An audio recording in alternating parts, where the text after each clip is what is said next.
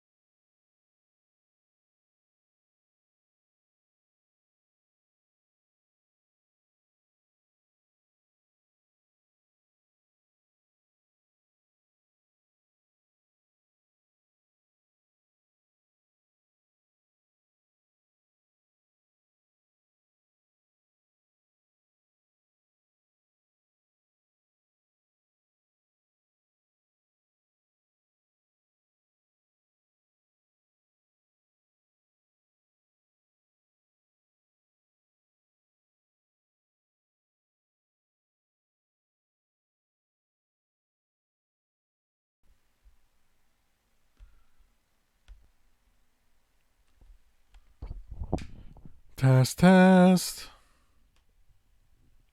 Test, test. Hopefully, you guys can hear me now. If you can hear me, please put a comment on the comment thing. What do they call it? Live chat, cat? Something like that.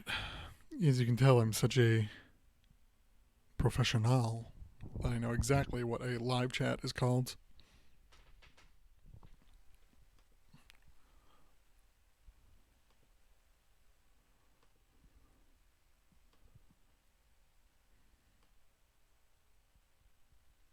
Okay, great. So we can hear it now.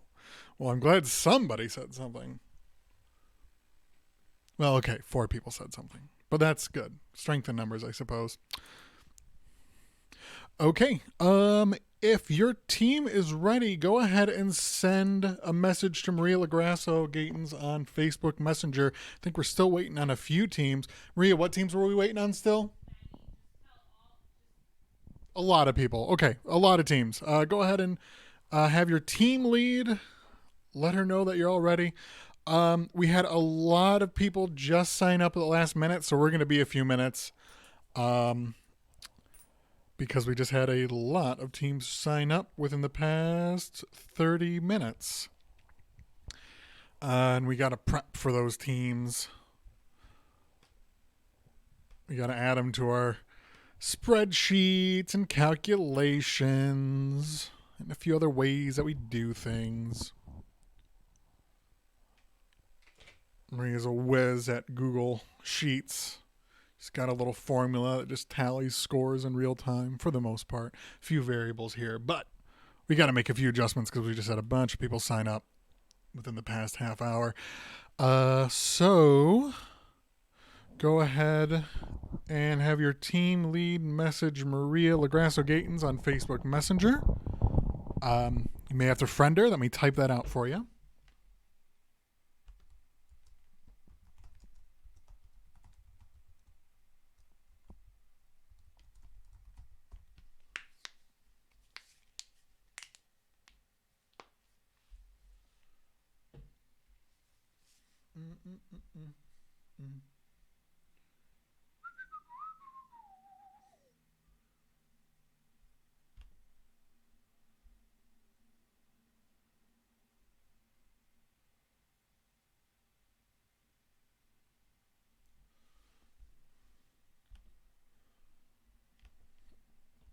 Let me go a little further.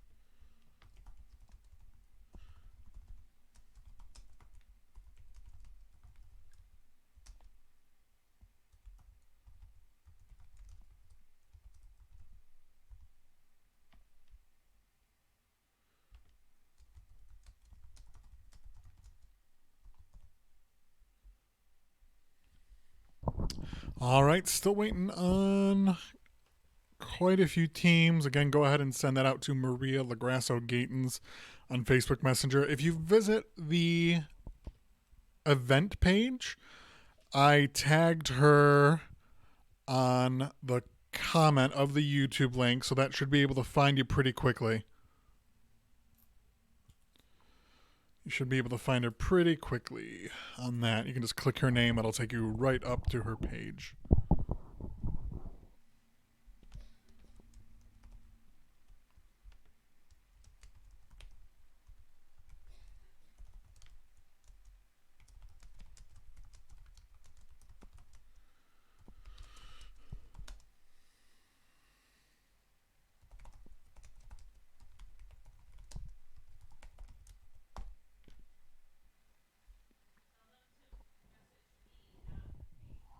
And again, make sure that you're messaging her, not the page.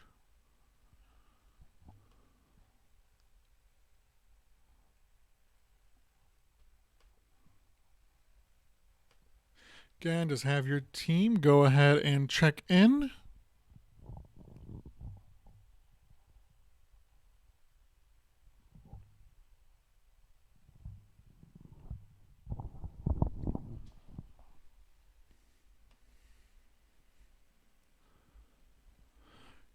All right, if you're not connected on Facebook, you're welcome to add her. You're gonna need to add her if you want to. Just go ahead and again, I tagged Marie. I tagged her in that comment under our YouTube link. Or go ahead and just search for her on Facebook. Go ahead and friend her and then message her to let her know that your team is in. We're just going to have all the messages in one place as we have the past few weeks just to make things go pretty well. Make everything go smooth. All right, can you all still hear me? Looks like some person says they can't hear me again. I can hear me, but that certainly may be a biased opinion.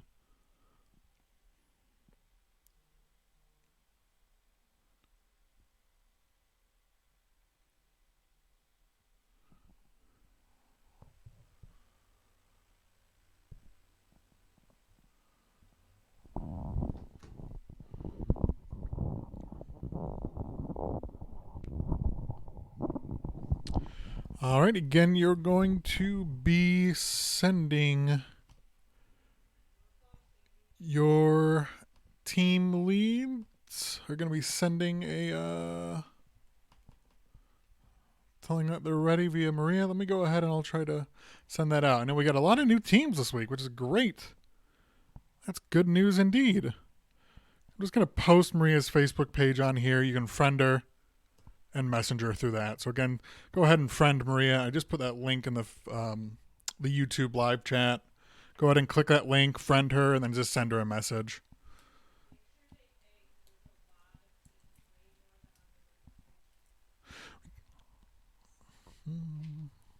If you haven't Venmo'd me, again, our cost is $5 for just the whole team. You can go ahead and send me a payment via Venmo or via PayPal. I'll go ahead and include that link.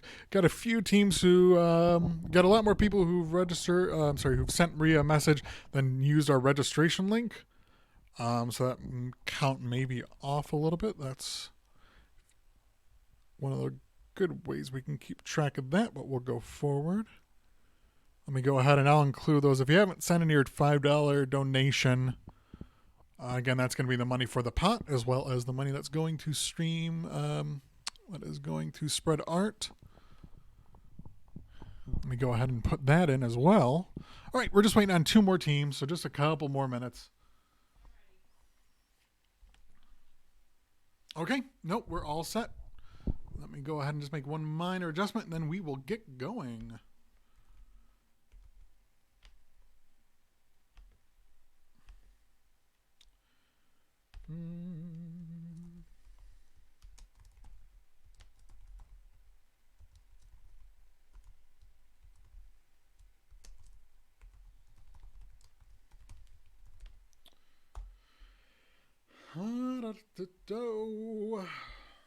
little ditty for you as we put the finishing touches and get this show on the road. Okay, we got everybody in. That is great news. We got a lot of new teams this week, which is excellent, and I hope that you all are here to have a great time with virtual trivia and raise some funds for Spread Art. So we do have a few housekeeping rules and things to go over. First off, get ready and hunker in your bunker for we're going to have 2 rounds of trivia.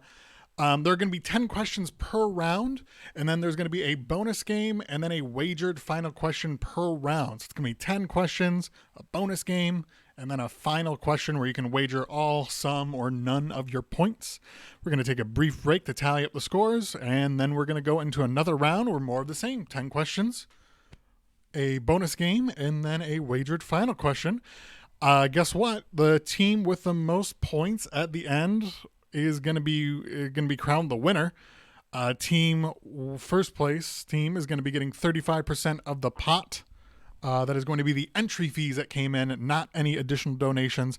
And then team 2 is going to be getting 15% of that. Spread Art will be getting the other 50%. And then, of course, if anybody makes any extra donations throughout the game, we're going to be sending that way. Again, any additional donations throughout the game will be going to Spread Art. They will not be going into the pot to divvy up. We will be tallying our pot soon enough.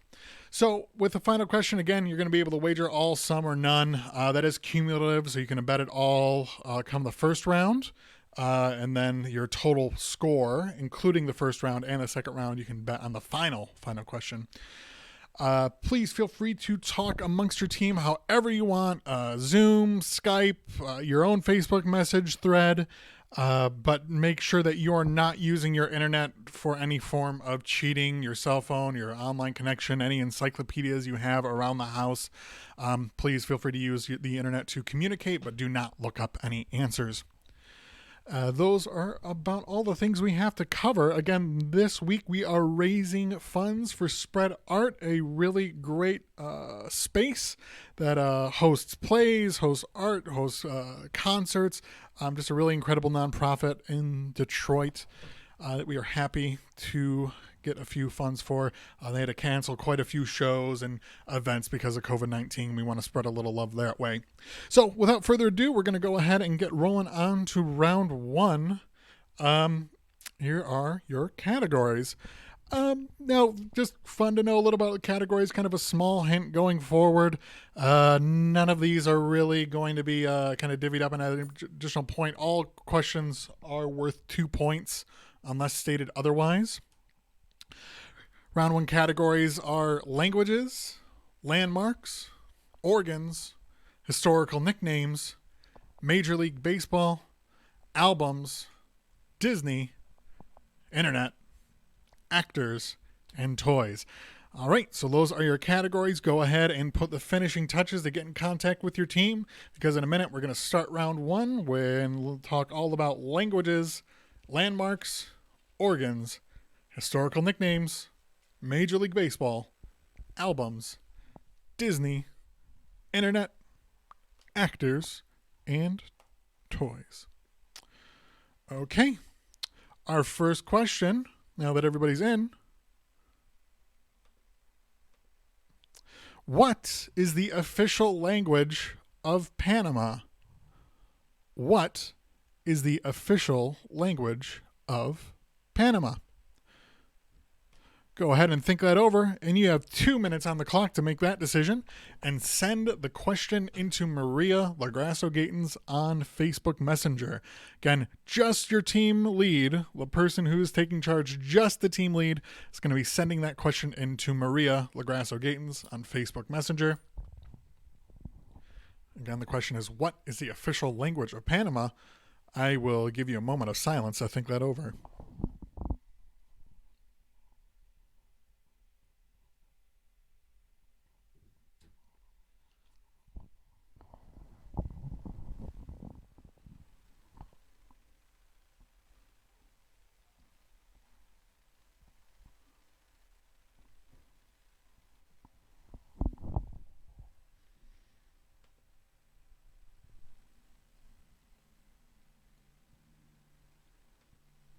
If you don't have Maria's contact info, which you all should by now, again, we put it in the live chat. There's a link right to her Facebook page where you can friend her and send her the message. My lovely wife Maria will be handling all of the incoming answers. I think everybody does.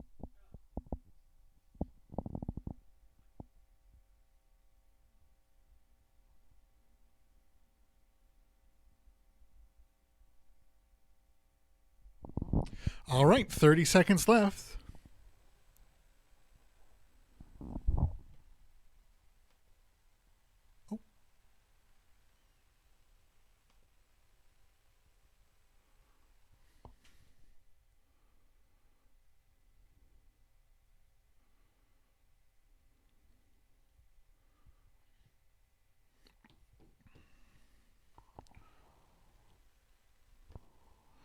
All right, 10 more seconds to just tell us what is the official language of Panama.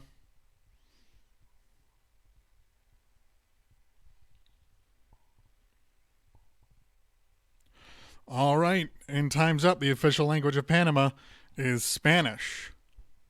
Spanish is the answer that we were looking for.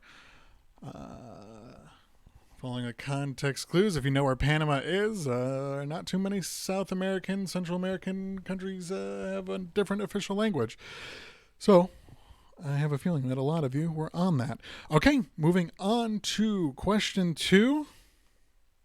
What international landmark celebrated its 150th birthday on May 13th, 2009?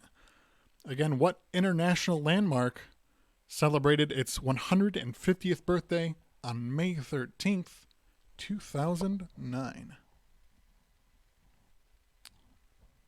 To answer Dustin's question, there are no wagers between questions. The only wagers are at the final question of each round.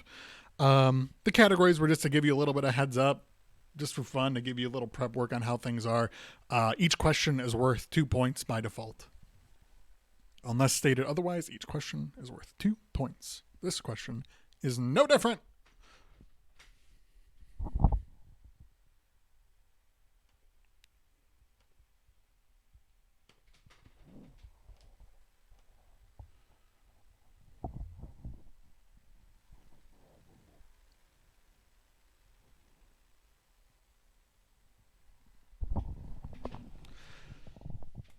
For those of us who have joined us the past few weeks, slideshow isn't as full as much glitz and glamour. Zito has our baby has been eating up a lot of our time this week, but we still got a lot of great questions for you to go.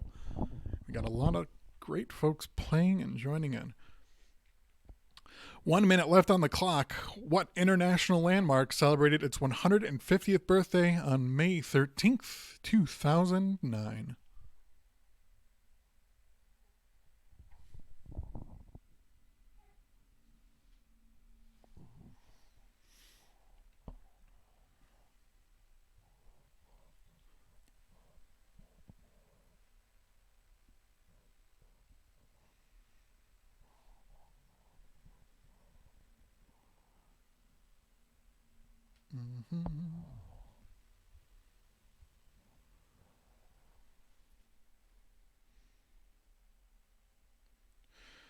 All right, 15 seconds left on the clock.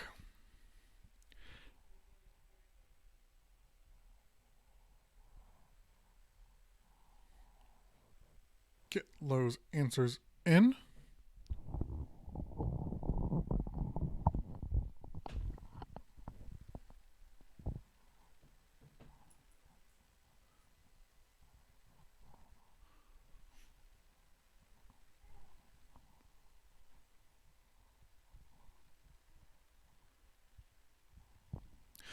All right.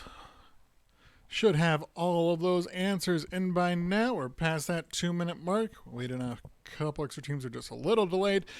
What international landmark celebrated its 150th birthday on May 13th, 2009? We're looking for Big Ben, Large Benjamin, King of the Towers, I imagine is another nickname. I mean, that's what I call it. All right, so we're going to be moving on to question 3. We got a lot of people got some great answers in on that. A few people missed it, but it's a lot of not too many context clues to go by. But that's trivia, I guess. Some of these you know, some of these you get from context clues, and some you just don't. Question 3: in humans, what is the heaviest internal organ? Bonus: what is the lightest internal organ? Question 3: in humans, what is the heaviest internal organ? Bonus: what is the lightest internal organ? 2 minutes on the clock.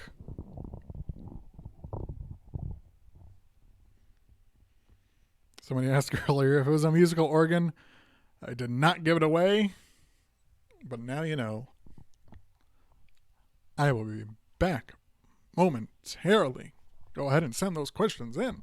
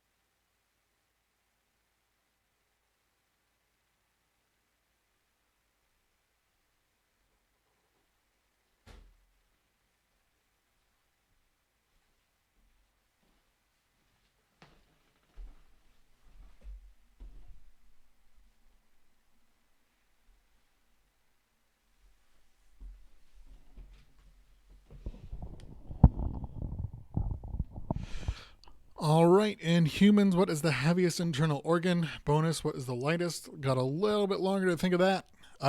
This week we're experiencing a bit more lag than we have in the past weeks.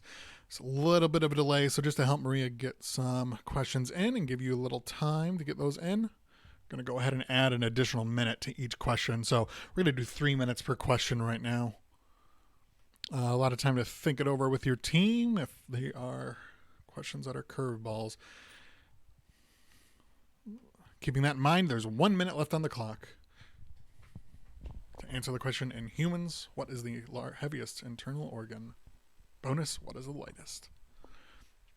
Please send that as one answer to Maria if you can. Clarify that for next time. No worries if you didn't.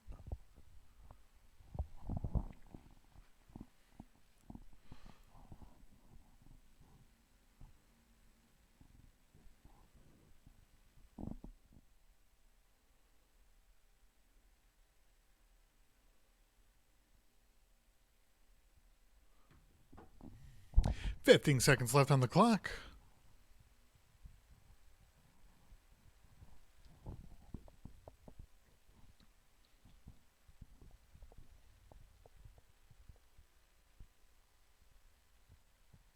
Okay, and we're at 3 minutes. Question 3: in humans, what is the heaviest internal organ? And bonus: what is the lightest? The liver is the heaviest internal organ. Thyroid is what we were looking for the lightest internal organ. Go ahead and take note if you got that bonus question. Excellent. You're going to get an additional 2 points with the bonus question. Even if you got the main one wrong, but you got the bonus question right, you're still going to get those points too. So again, you could have gotten 4 points for that, or just 2, or 0. You do not have to get the main question right to get the bonus points. All right, moving on to our next question. What man had the nickname the Father of the Constitution? For clarification, we are talking the U.S. Constitution. Again, question 4. What man had the nickname the Father of the Constitution?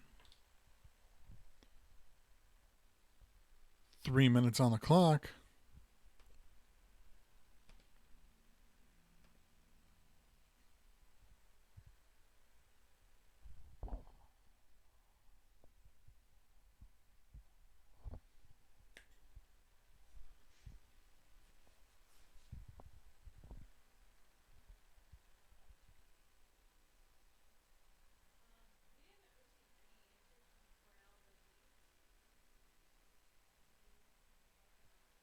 Mm-hmm.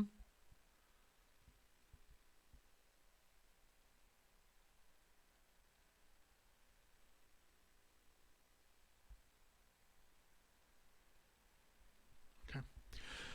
We haven't gotten any answers yet from Cornell the Beast. If you're on Cornell the Beast, make sure you're sending those messages to Maria. Um, if you're the team lead, make sure that you friended her on Facebook because she may not be getting those. Again, we're looking for Cornell the Beast. Hasn't. Okay, no, yeah, you messaged her earlier, so there could just be a delay there, or maybe you got distracted by something else. But yeah, go ahead and keep sending those questions into Maria in real time, or as close as real time. I think we got like a 30-second delay this round, which is why we're doing 3 minutes instead of the normal two. But that's just how WoW goes sometimes. Sometimes the internet is speedy, and other times it just is slowing down. A lot of people on the block need the internet just as much as we do, I guess. Anyways, you got a minute and a half to answer this question. Of course, if we get everybody in, then we'll move on to the next one. But don't let that pressure you. You take your time and think about what man had the nickname the Father of the Constitution.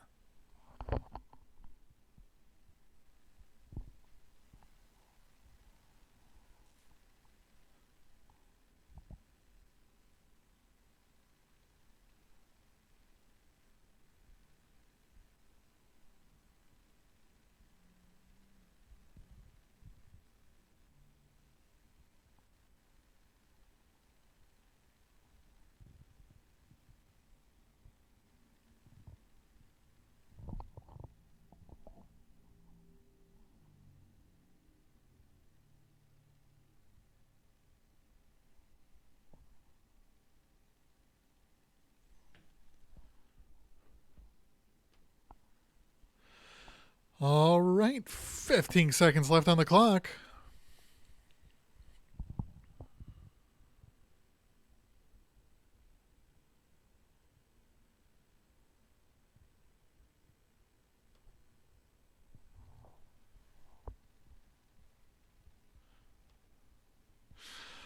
All right. So our fourth question is what man had the nickname the Father of the Constitution?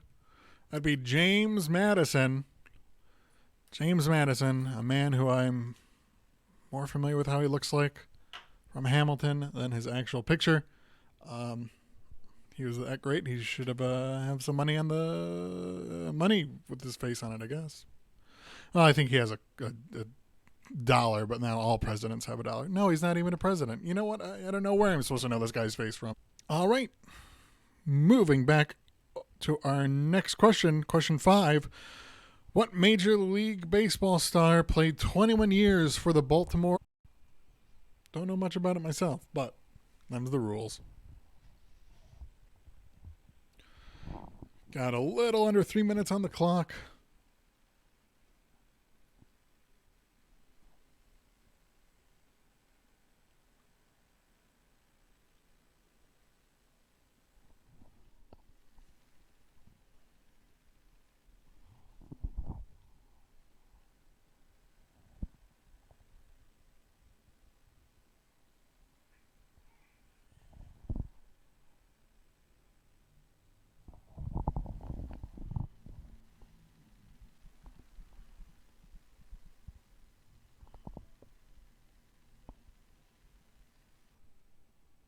All right, 2 minutes left.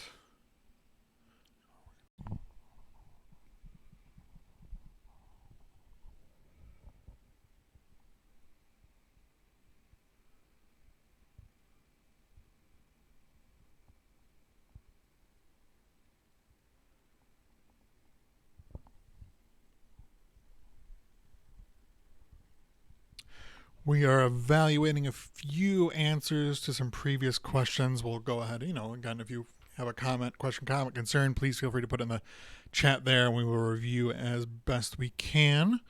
Still got plenty of game left, so do not worry about that. We got a little under a minute on the clock left, so go ahead and get this answer in for the time being.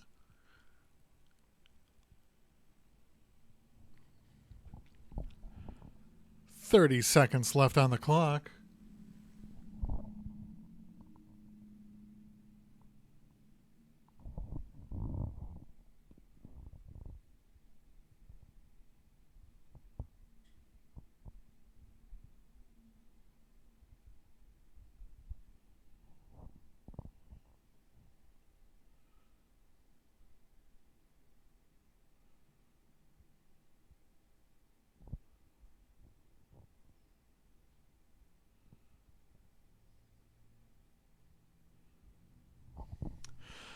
All right. And with that, we got time for question number 5.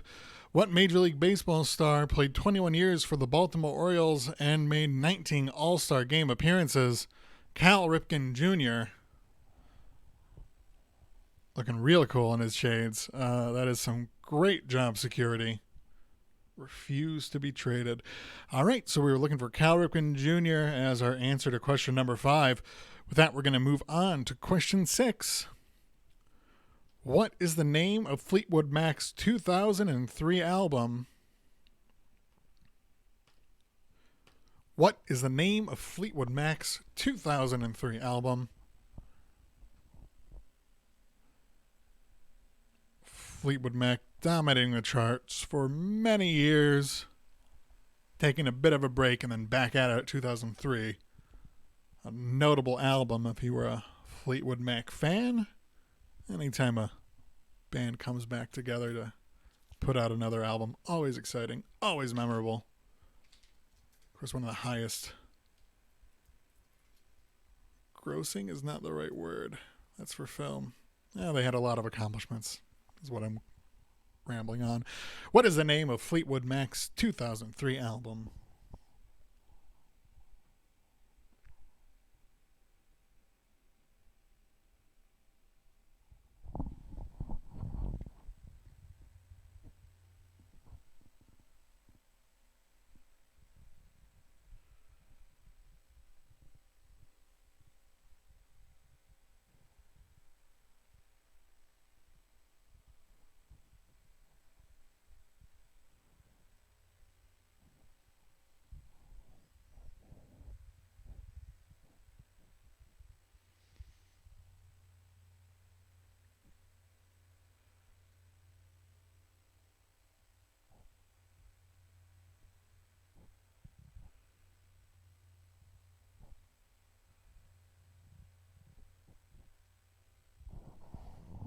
A minute and a half left on the clock.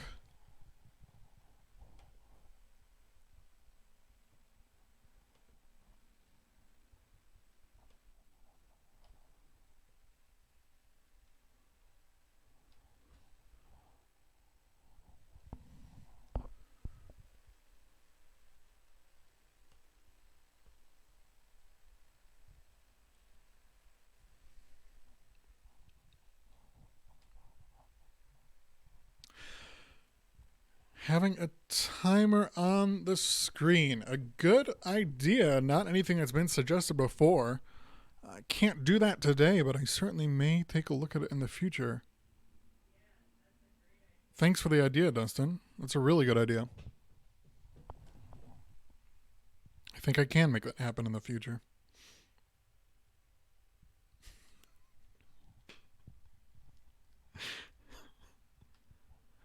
Is there anything in the trivia question that says it couldn't be a dog?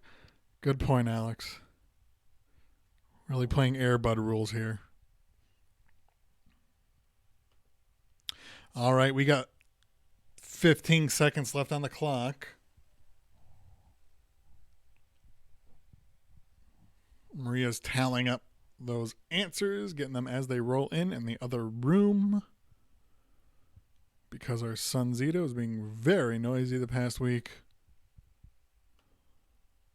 And we don't want to subject you to that. All right, so we got our questions in.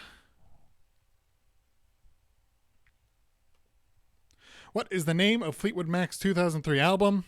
Say You Will. Say You Will is the album that we were looking for. First Fleetwood Mac album to come out in the 2000s. Okay, moving on to our next question.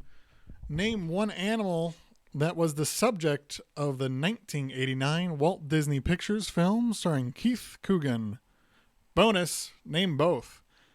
And that bonus is worth an additional 2 points. Again, you do not need to get both right to get those bonus points, either or. Preferably both for maximum points. Name one animal that was the subject of the 1989 Walt Disney Pictures film starring Keith Coogan. Bonus, name both. Got a little under 3 minutes on the clock, 2 minutes and 45 seconds specifically. Go ahead and confer with your team and send those questions in to Maria. Be back with you briefly.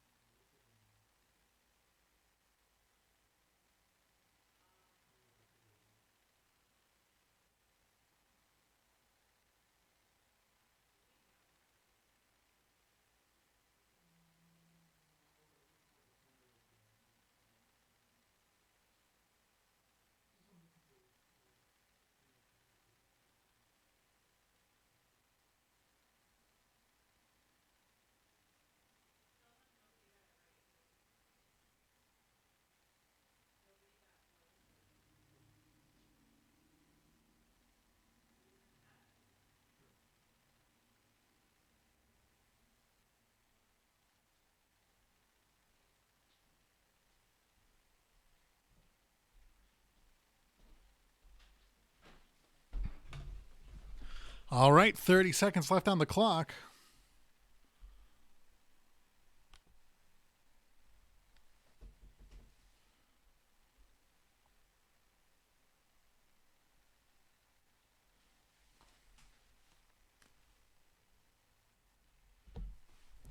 Hey, Dan, another good suggestion.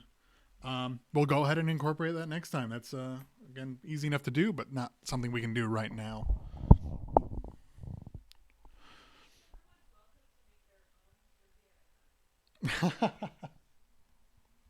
Okay, so we got our answers in. Name one animal that was the subject of the 1989 Walt Disney Pictures film starring Keith Coogan. Bonus, name both.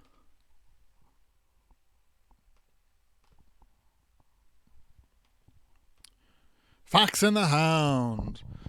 Fox and the Hound. And the bonus is saying the whole thing, Fox and or Hound. So if you knew the movie, well, guess what? You probably got the bonus one. Moving on to question number 8.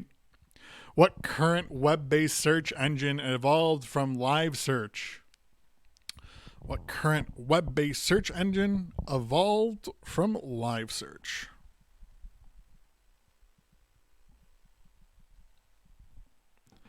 Three minutes on the clock. Go ahead and confer with your teams.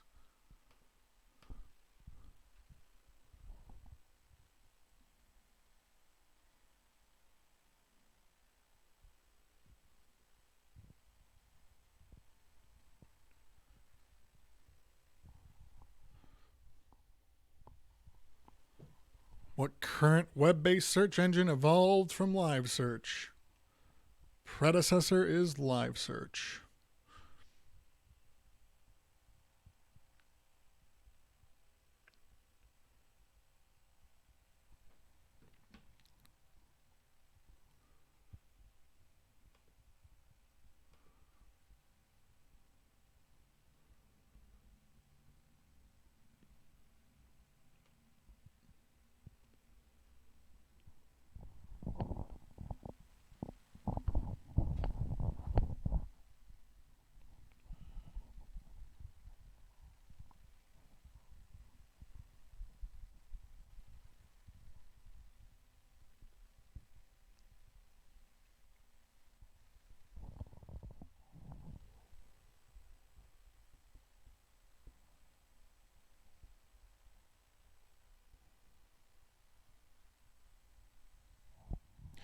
All right, a minute and a half left on the clock.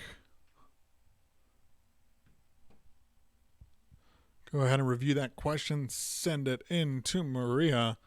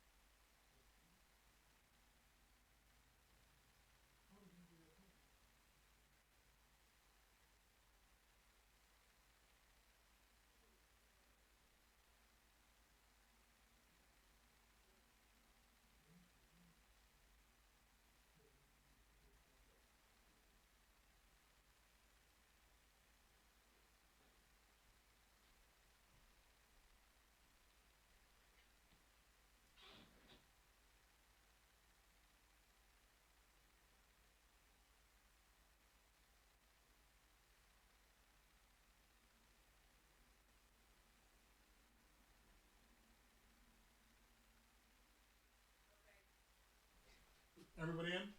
Cool. All right, we got everybody in. So we'll go ahead and just move on to the answer.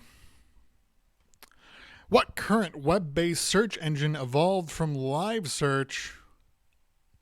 We are looking for... Wow, what a delay. Sorry, the technology is failing me for a moment. Bing, Microsoft's Bing, sponsored by Ned Ryerson, along with MSN Search, Live Search, was the predecessor to Bing. All pretty mediocre. Just better search engines out there. Moving on to question 9. What actor had leading roles in The Bucket List, Batman, and The Shining? Question 9. What actor had leading roles in The Bucket List, Batman, and The Shining? 3 minutes on the clock.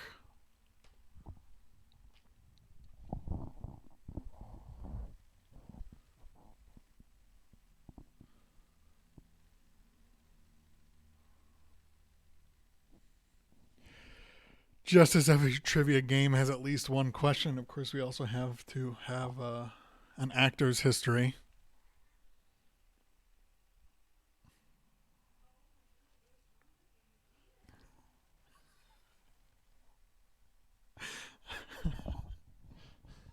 What's he doing? And there's a slight delay in the communication between Marie and I as well because, well, as I believe I just overheard, our son is being a demon.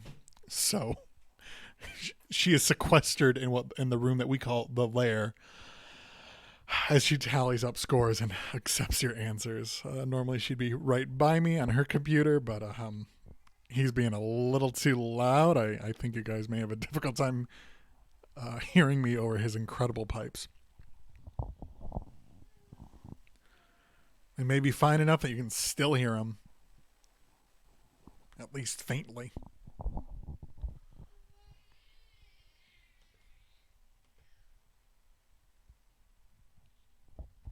All right, a minute and a half left on the clock.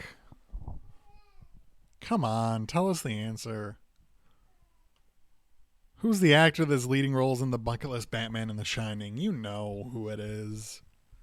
Tell Maria. Don't act like you don't.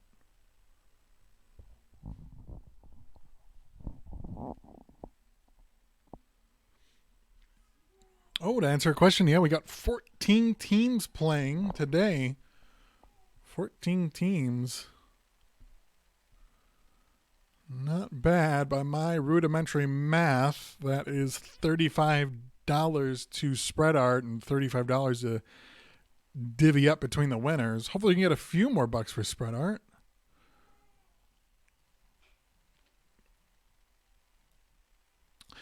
Team Cornell the Beast, we haven't had any answers in from. I know they're playing from California. I wonder if they're on California time. They messaged us and they said they were playing. And they checked in, but then that was it. I hope they're not thinking that we're playing on California time. Everybody else, you're doing great. They're going to be in last place, guaranteed. Unless everybody blows it on the wager, I suppose.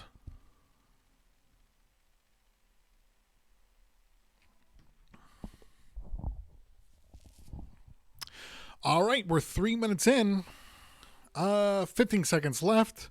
What actor had leading roles in the bucket list Batman and The Shining? 10 seconds to get those answers in.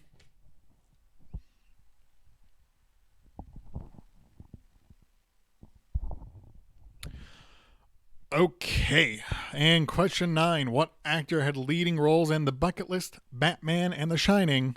We're talking Jack Nicholson. Jack Nicholson is who we were looking for. Those 3 great films. We're talking about Mr. Bucket List. We're talking about The Joker. We're talking about Jack. Does he just play a guy named Jack in that one? You know what? I should know, but I don't. I forgot. Jack Nicholson, clumsy man, as you can see in the picture in front of you. All right, moving on to question number 10, the last regular question of this round. What line of toy soldiers produced by Hasbro led to the coining of the term action figure? What line of toy soldiers produced by Hasbro led to the coining of the term action figure? Go ahead and think that over, and you got 3 minutes on the clock.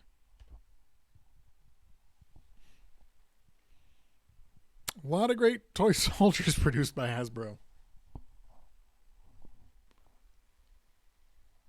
But we're looking for the one that coined the term action figure.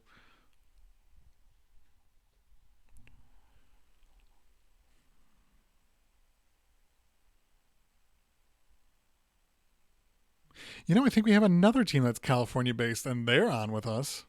So, I don't know if Team Cornell the Beast has that excuse.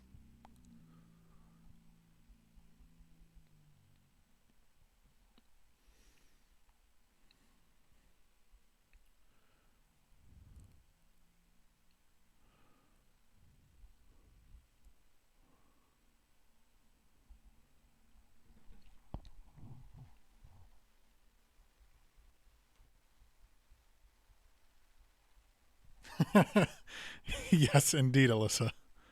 West Coast does represent, or at the very least, is represented.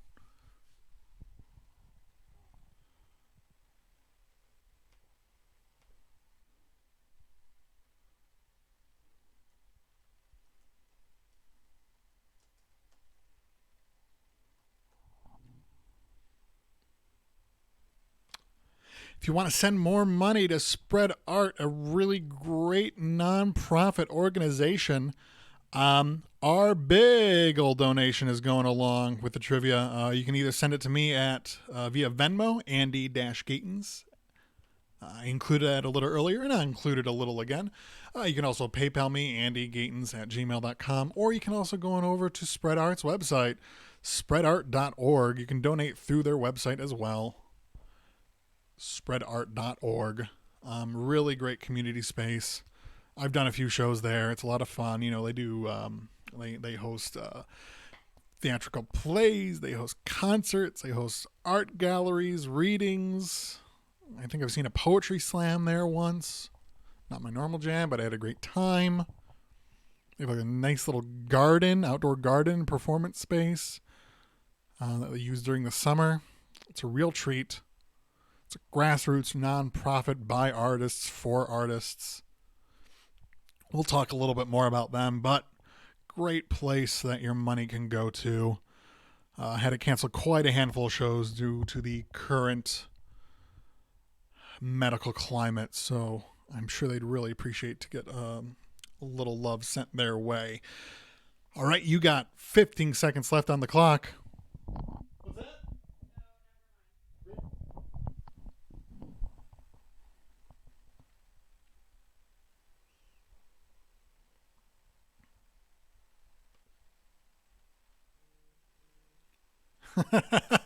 Shiva says they're about the spread, but not of the virus. LOL indeed. Okay, so we're at 3 minutes for that question. What line of toy soldiers produced by Hasbro led to the coining of the term action figure? That's G.I. Joe with his Kung Fu grip. G.I. Joe with his Kung Fu grip. Very impressive man. Truly, a doll cannot describe him. He really is an action figure. I mean, just look at that stubble. Incredible. Certified hunk. All right. So those were our 10 regular questions. Next, we're going to move on over to the bonus round. With the bonus round, we're going to have the rules of that game because it's a little different than normal. We thought this would be a lot of fun. And we're going to give you an example. Then we're going to give you the actual questions. Let's go on over to bonus round. This is before and after. Each answer is worth 2 points. The correct answer is going to be a combination of two separate things that combine to form the answer. Our example is celestial body of extremely intense gravity that scores an ace in golf. A celestial body of extremely intense gravity that scores an ace in golf. That would be a black hole in one. So again, we're looking for the answer is going to be a combination of the two clues. A black hole in one. For example, celestial body of extremely intense gravity, that would be a black hole. That also scores an ace in golf. An ace in golf would be a hole in one. So we're looking for a black hole in one. They're going to have at least one word that is shared in between the two. Go ahead and I'll just give you a second to process that example. Then we're going to move on to it.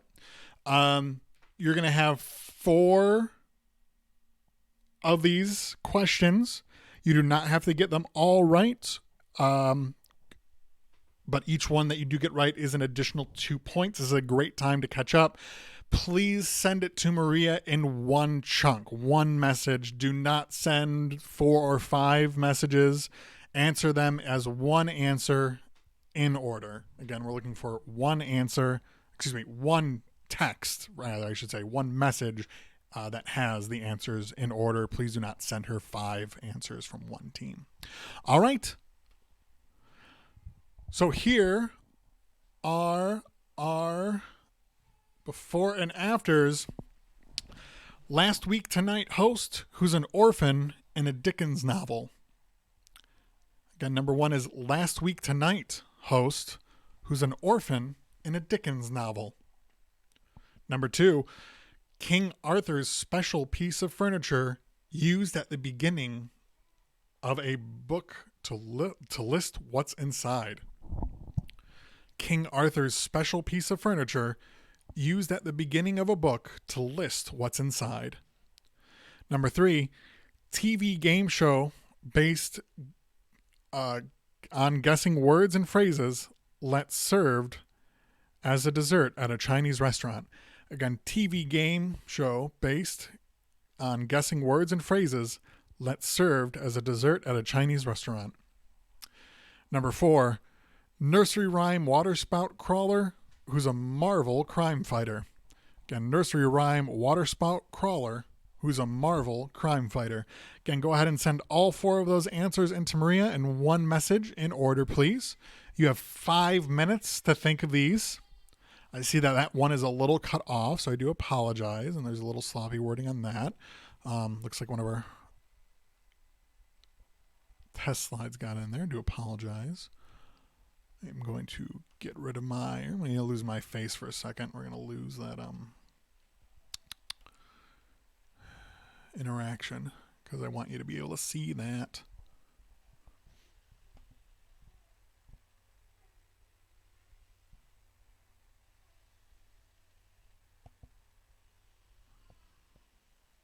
Nope, that doesn't cut off anyways.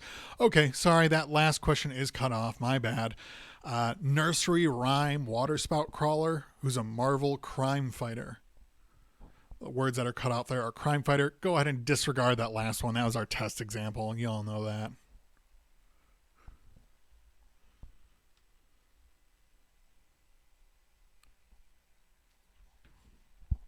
Got a little more time to think of these because there are 4 questions in one. Great. Stop. Great time to catch up. We got a lot of neck and necks. No one has a perfect score. We do got a lot neck and neck.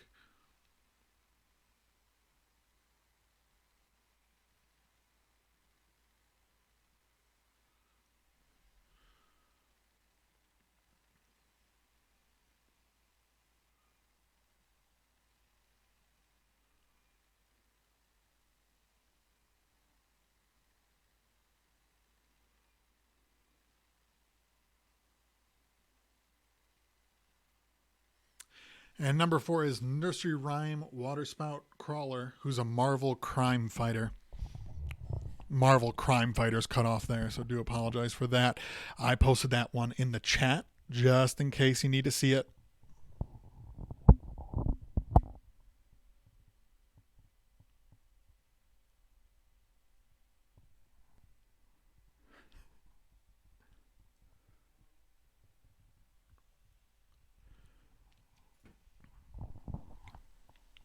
Got about 2.5 minutes left on this question. Go ahead and think those over. Again, you do not have to get them all right, but each one is worth an additional 2 points. It's a great time to catch up.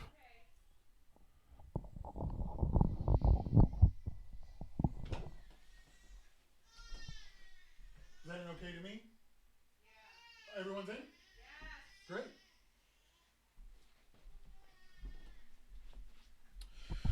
Okay, we actually got everybody in, so we're going to go ahead and move forward. We do not need that additional 2 minutes. All right, so our bonus game of before and after. Last week tonight, host, who's an orphan in a Dickens novel.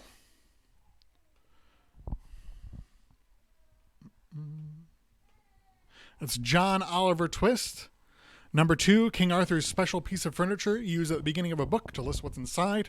It's a round table of contents. 3, TV show, game show based on guessing words and phrases that served as dessert at a Chinese restaurant.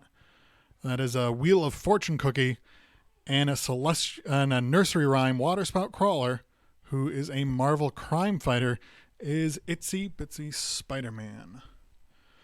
Okay, we got a lot of great answers in on that one. We are going to finish tallying up the scores.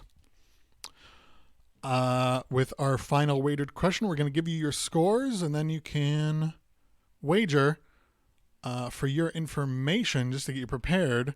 Our final question category will be Grammy Awards. So think about how much you know about the Grammys.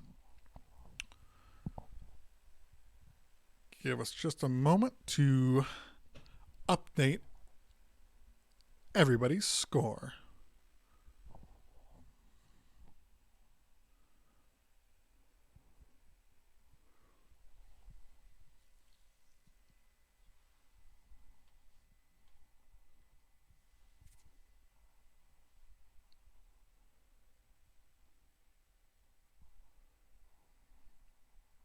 Our lightest organ question. We didn't have anybody get the answer we were looking for the lightest organ, so nobody got those extra bonus points. So nobody's ahead of anybody there. From our information and research, we are seeing the thyroid gland being considered a butterfly-shaped organ or shaped considered an organ in some counts. So we're going to leave that as is, but in short, nobody got that bonus. As follows, our scores are Jomanda with 26 points. My couch pulls out, but I don't, with 16 points. Satellite of Love with 26 points. Just for Fun for 22 points. Kevin and the Zits with 26 points. Pen Pals with 22 points. Team Troglodytes with 26 points. Ham Solo with 20 points. Mucky Haggis Rocket with 16 points. The Newlyweds with 16 points. Real My Fab 4 with 16 points. Real Michigan Fab 4 with 16 points. Team Cornell the Beast 0 points. They're MIA. Crazy Blowfish with 22 points. Mr. and Mrs. Maisel with 20 points. Go ahead and send your wagers into Maria. We'll give you a couple minutes to get those in. If you need your score again, let me know and I will post it in the chat. You can wager as many points as you want.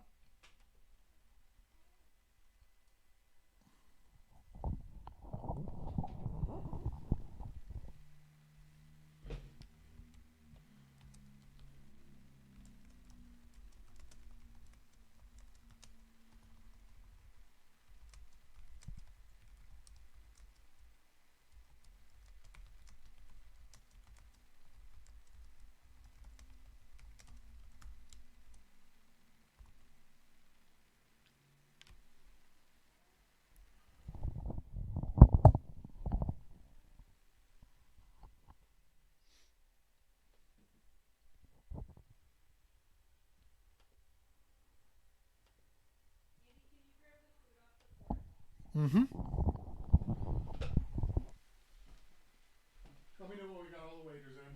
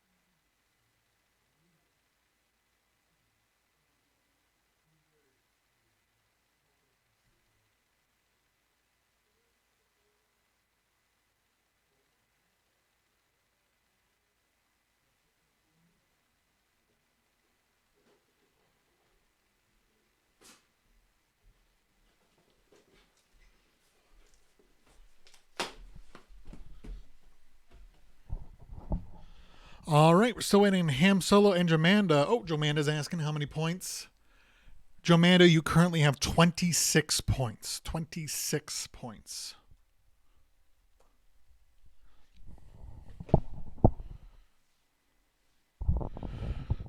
Again, Jomanda and Ham Solo, send those in.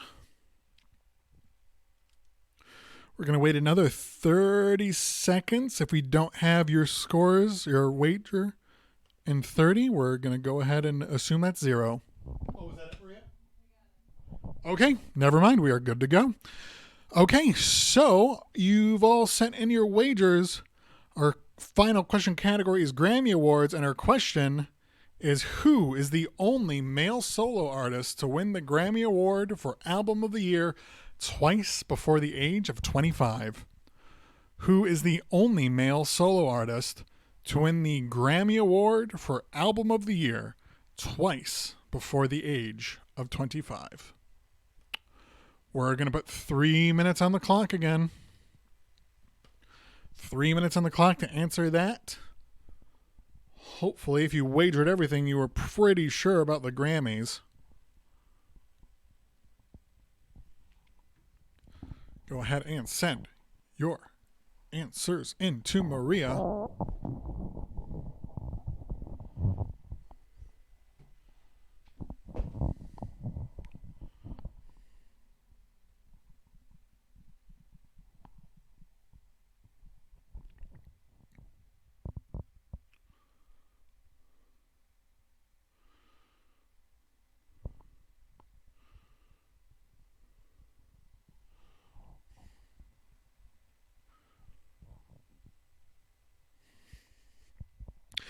My personal favorite Grammy moment is when the B Sharps won for Outstanding Soul, Spoken Word, or Barbershop Album of the Year.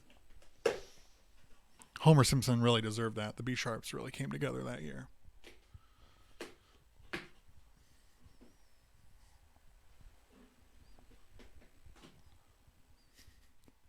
Of course, Simpsons Christmas Boogie is another great one.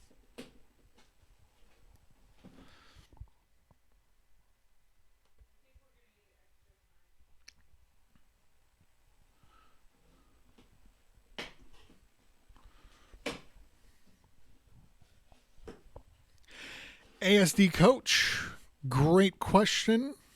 Not something I can do this game, but I will be happy to incorporate it maybe in the future if you decide to join next week.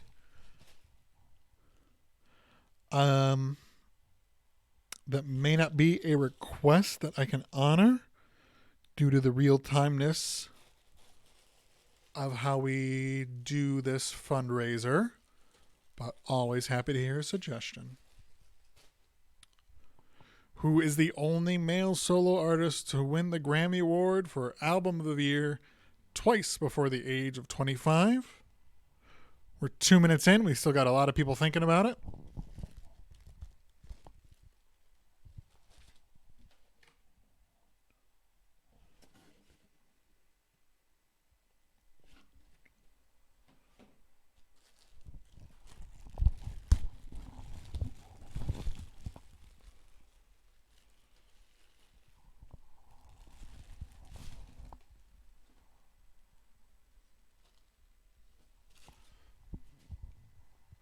All right, we're going to add a little more time to that clock. We still got a few teams thinking about it.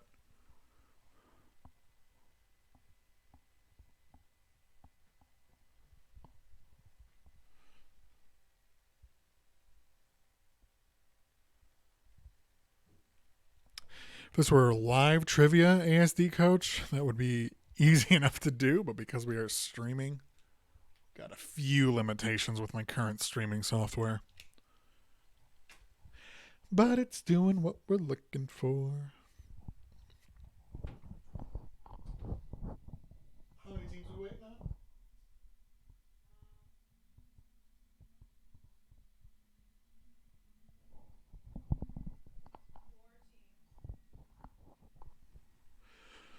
We're still waiting on 4 teams. So we're going to give it just another 30 seconds.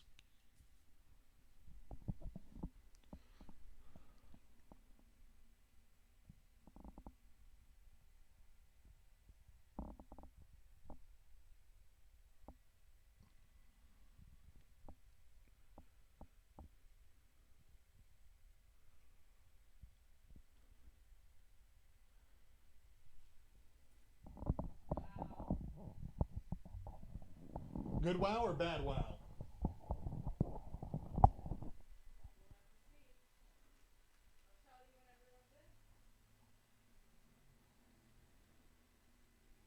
Okay, just a few more seconds. We still don't have anybody in. We want to be generous with this thing, but you know what? We're at our cutoff. Okay.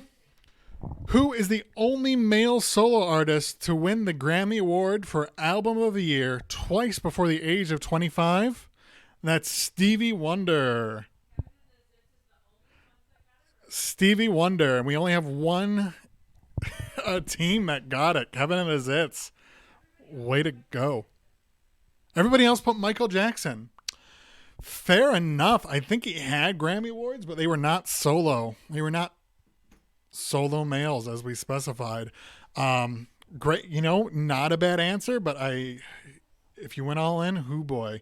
So we're going to tally up those wager. Oh, Rebecca got it right too. Excuse me. We had 2 teams got it. Sorry, I didn't mean to freak anybody out. He's got a late notification is all. Okay, so Ham Solo got it. Kevin and the Zits got it. So we got a lot of points lost. That's okay. We have a whole other round that you can go into.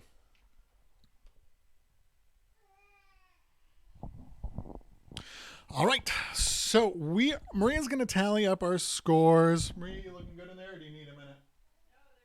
Great, we're done. We're going to swing on over to round 2.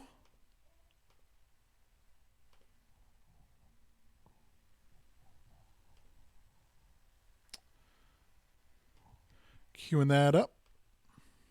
Round 2 categories. We're going to be asking all about the following: animals, word origins, YouTube records, inventors, U.S. states, mysteries, technology, ancient literature, royalty, and geography. Again, this round's going to be all about animals, word origins, YouTube records, inventors, U.S. states, mysteries, technology, ancient literature, royalty, and geography. All right, we're going to hop into round 2. Also known for a venomous bite, who is the world's largest lizard? What is the world's largest lizard? It's just one guy. It's Mr. Big. He lives 3 doors down from me. No, what is the world's largest lizard? It is not a specific one animal. It's a species of animals. Also known for a venomous bite, what is the world's largest lizard? We got 3 minutes on the clock.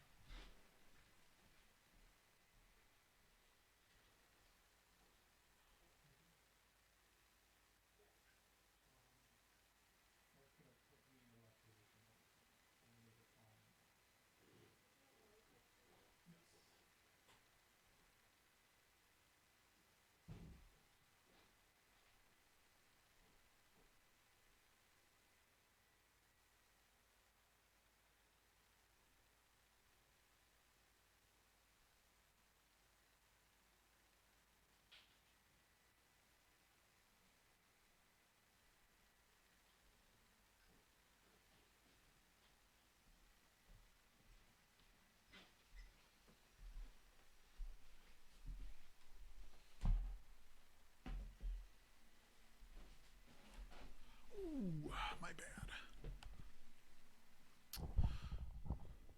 All right, 1.5 minutes left on the clock. Also known for a venomous bite, was the world's largest lizard.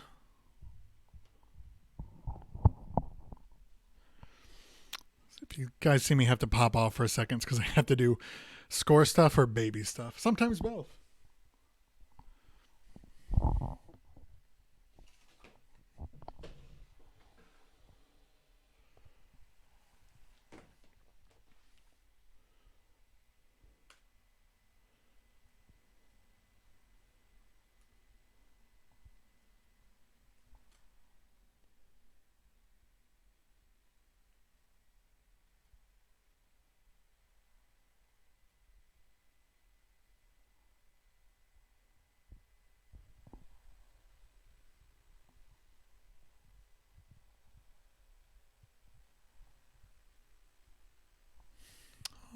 Okay. 30 seconds left. Still waiting on a couple teams.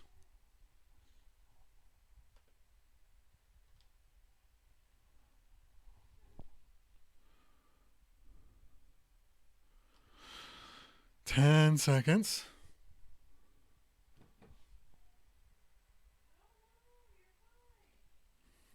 All right. Also known for a venomous bite, what is the world's largest lizard? That's the Komodo dragon. Looking sharp, looking fierce. Looks like a real dangerous dude. God, a lot of teams knew that one. They remembered quite a bit. Average poundage is 170 to 200 pounds. Pretty big boy. Pretty big boy. Normally just under 9 feet tall. Long, I guess. All right, moving on to question 2. From a Latin word meaning kidnapping, committing what would typically get you expelled from college? From a Latin word meaning kidnapping, committing what would typically get you expelled from college?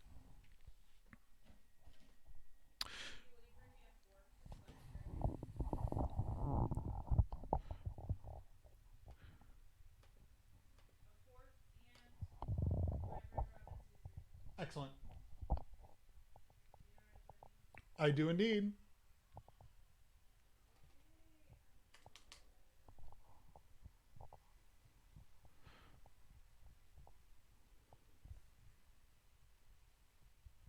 I was going to say that this is a fun fact. I didn't know this beforehand, but by default, these are all fun facts. If you don't think any of the facts we've given you so far were fun, please keep your opinions to yourself or tell us in the chat. Either or. No, you can tell us.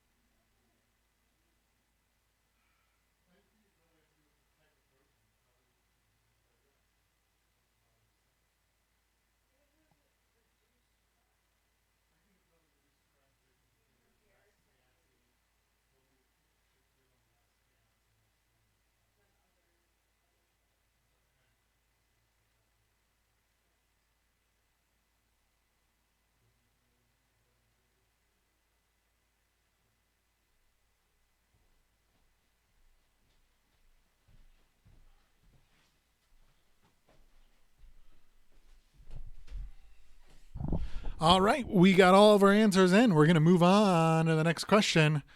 Question 2, from a Latin word meaning kidnapping, committing what would typically get you expelled from college? Plagiarism. Couldn't find a fun image to go along with plagiarism. You'll just have to imagine it in your mind. But plagiarism is the answer we were looking for. I think pretty much all colleges would typically kick you out, but we put that word typically to cover our butts. I can't speak for all colleges. I've only been to one. All right, we're going to move on to question 2. Prior to Psy taking the honor in 2012, who was the prior record holder for the most views on a YouTube video? Prior to Psy taking the honor in 2012, who was the prior record holder for most views on a YouTube video? Again, this is the predecessor, not any prior record holder, but specifically the predecessor to Psy in regards to this particular honor. 3 minutes on the clock.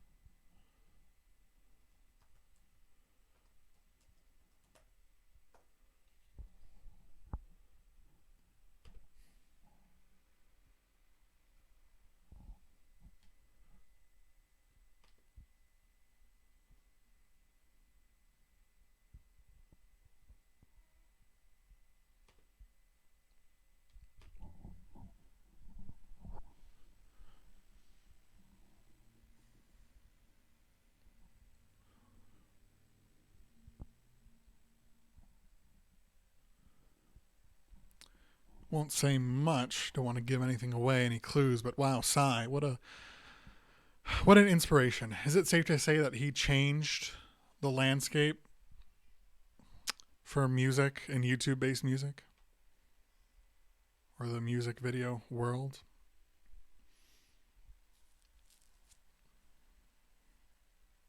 Some would say yes. I won't.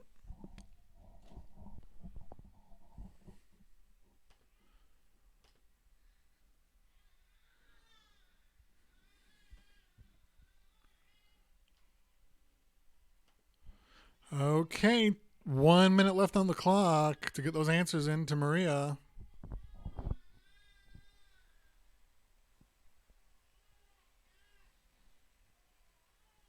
If you're new here, believe it or not, this is less banter than I've done in the past.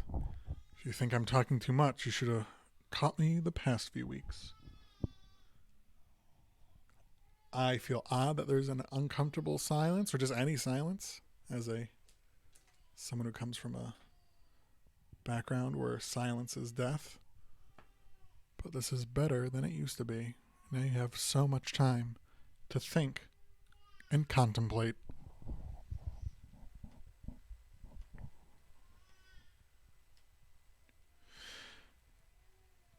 15 seconds left on the clock. We got pretty much everybody in. Thank goodness. Remember, even if you don't know it, take a guess. There's no points taken away for answering wrong, so just take a guess. Throw something in.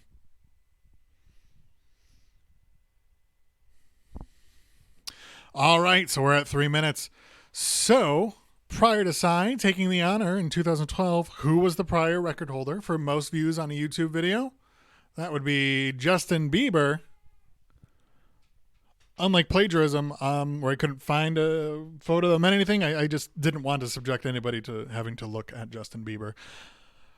So I just spared you that. But imagine there's a picture of there. If you care, if you're a fan of Justin Bieber, I only kid. I tease. If you enjoy that kind of music, that's all for you. That's fine.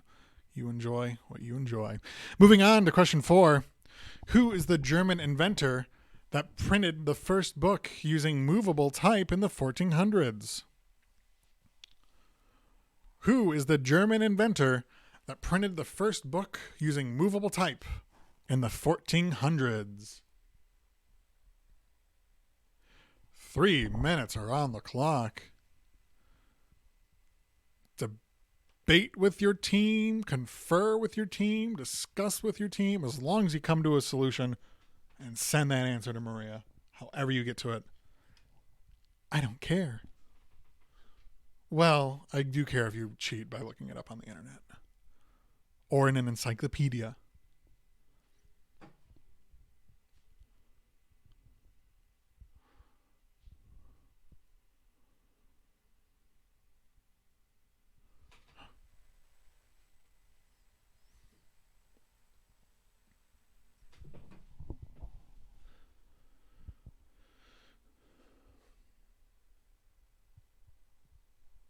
And most of you got that Justin Bieber question. I guess just, people know the time, huh? People know the era. Back in 2012, Bieber was king. And look at him now. Psy's up top. Bieber's on the bottom. Okay, I don't know if I describe either of them as being up top currently. But Psy gave us everything we wanted. That was what we needed as a nation in 2012. Things were good, so we wanted to feel good with a lively music video from a charming South Korean man.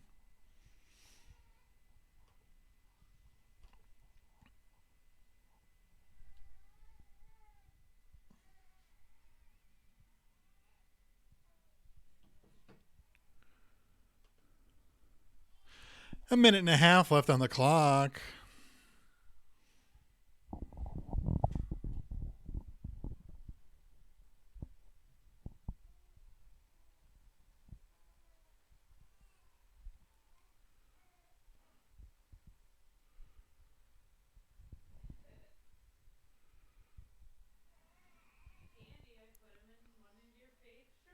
Oh, yeah? Football super team. Yes, please. You can now hear the shrill cries of my son, who's been doing this all day today. Again, you'll excuse our scatteredness and distractedness this week. Running a little ragged over here. Wow, there he is. Football super team. My favorite shirt. Football super team. It is non-committal. It just says football super team, and it has. We're not fans in this house. He has some sportswear, but football super team is the best that we can commit. He generally likes fun. He doesn't like teams. He loves the game. Okay, we got 15 seconds left on the clock.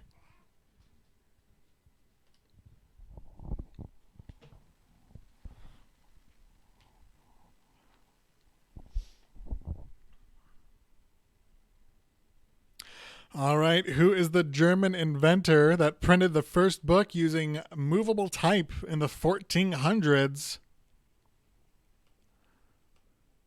That'd be Johannes Gutenberg. Johannes Gutenberg. As with most name questions, you can just give me last name. You can give us first name if it's, like a one-word person, like Psy. But for the most part, we'll take a last name. But yeah, Johannes Gutenberg is who we're looking for here.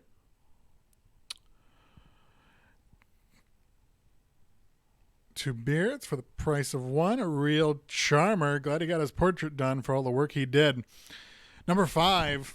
What U.S. state describes itself with the motto, Land of Enchantment? Bonus, name said state's capital. Again, number 5. What U.S. state describes itself with the motto, Land of Enchantment? Bonus for 2 points, name that state's capital.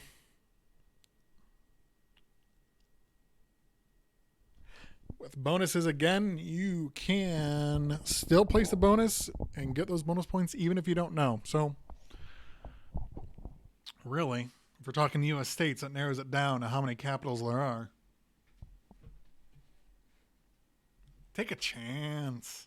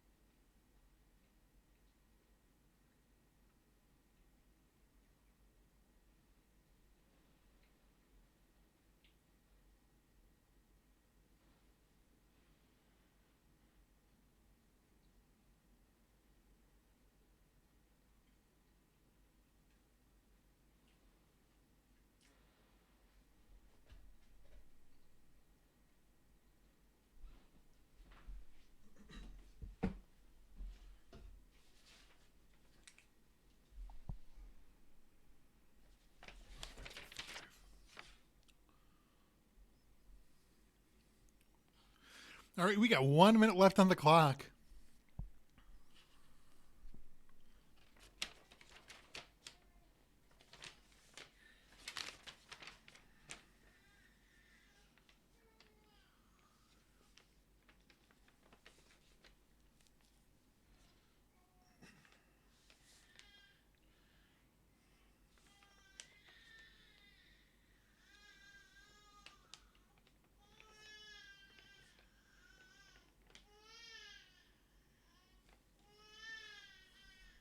$30 left on the clock.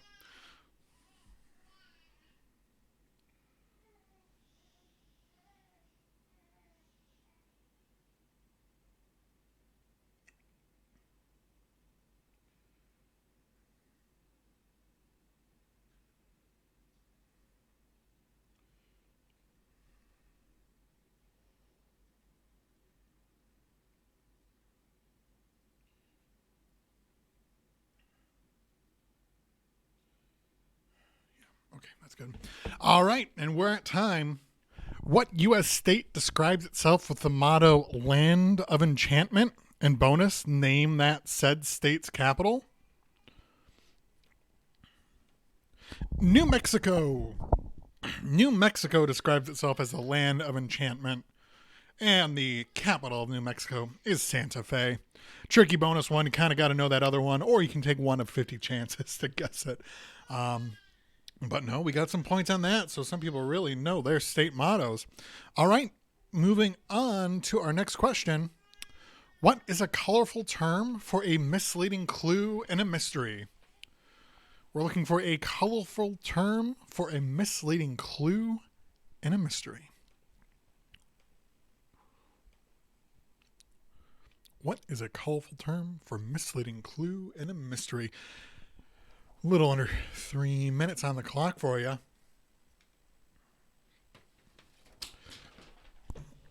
If you joined us last week, you'll know we kind of had if you've joined us the past few weeks, you'll know we normally have a little less time on the clock, but normally we only have like a 5 to 7 second lag. WoW is really crapping it up this week because we're at about a 35-second lag. Bit annoying, but that's just how the internet's flowing these days.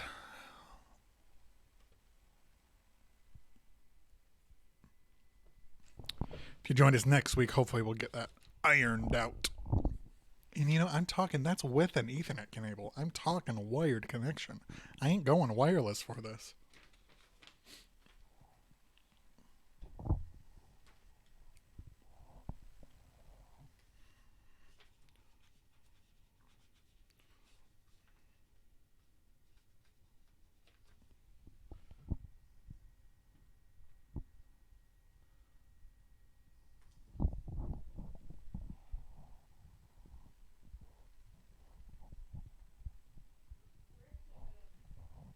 All right, we got everybody in. We have everybody in. Let's go on over to the answer then, eh? Sorry, we zoomed in a little bit. Let me adjust that. What colorful term for a misleading clue? What is a colorful term for a misleading clue in a mystery? That's a red herring.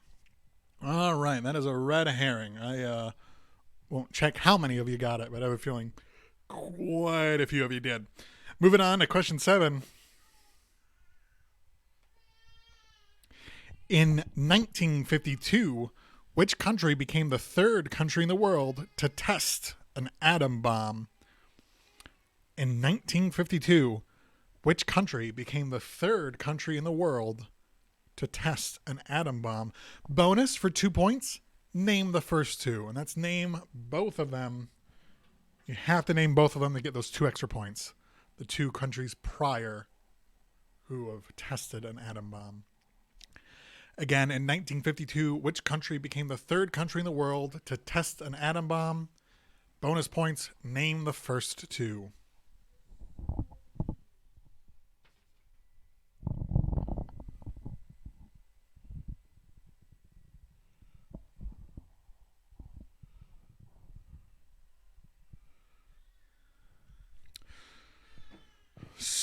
So, while we're waiting on those, and I'll go ahead and elaborate this every once in a while, Our first prize today is $25.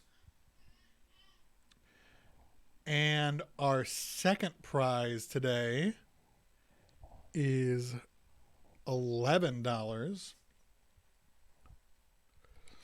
So second prize is going to win $11. That's enough to recoup your winnings. And if you want, put it towards next week or, do what you want with it. Divvy it up amongst your team. I'm not going to tell you how to spend your winnings. First prize, an adjustable $25. Not too shabby. That's 5 times your entry fee. That's a $20 net gain, I'm saying. Depending on how many people, everybody could walk away with $5 depending on how many folks you got on your team. No more than 6, of course.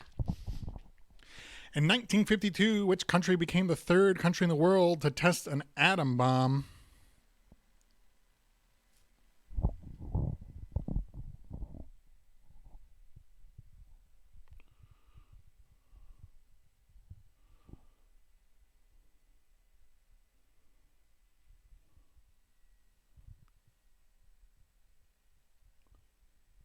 Bonus, name the first 2 countries.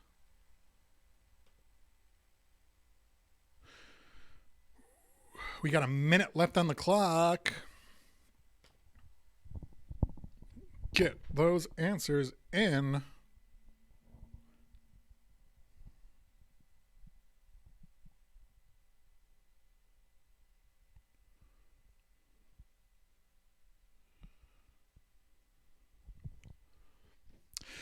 So far, we've raised $100 for Spread Art Detroit. That's a great chunk of change for them.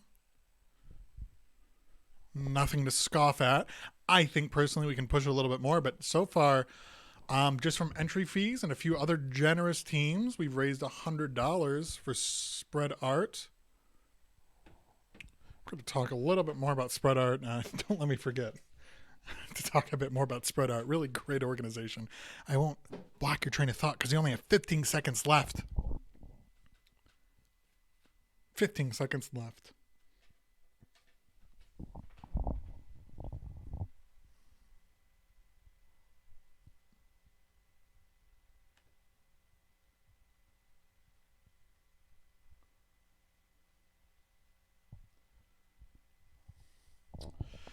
All right. In 1952, which country became the third country in the world to test an atom bomb?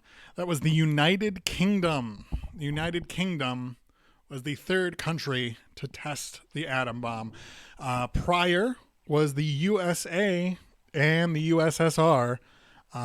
Again, you needed to put both of those. We'll take Soviet Russia.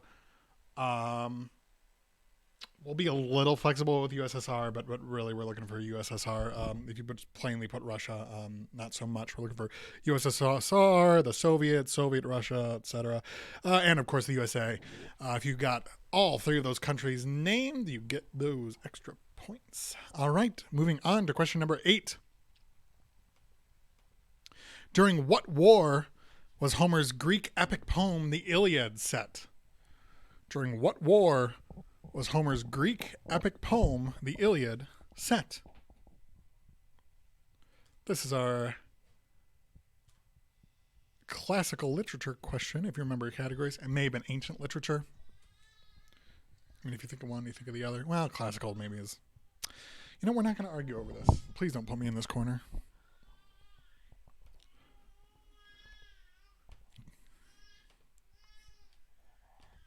Two and a half minutes to think of this incredible question.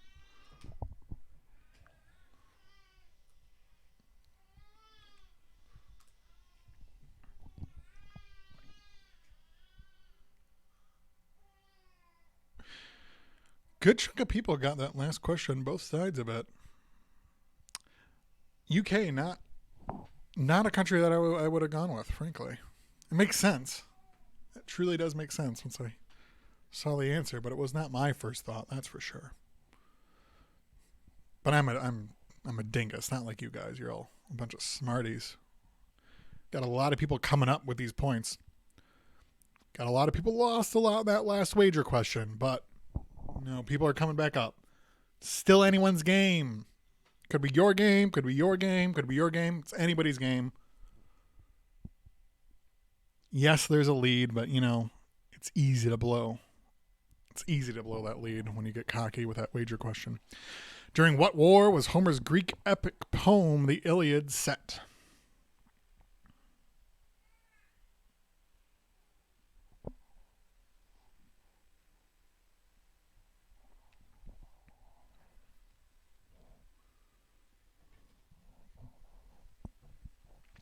We got 1 minute left on the clock.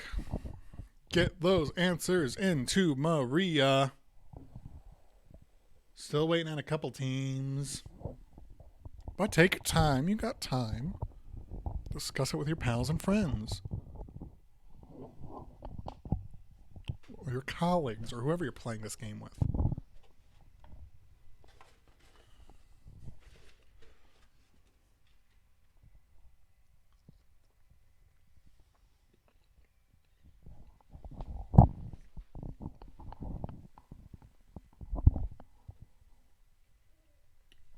"15 seconds left on the clock."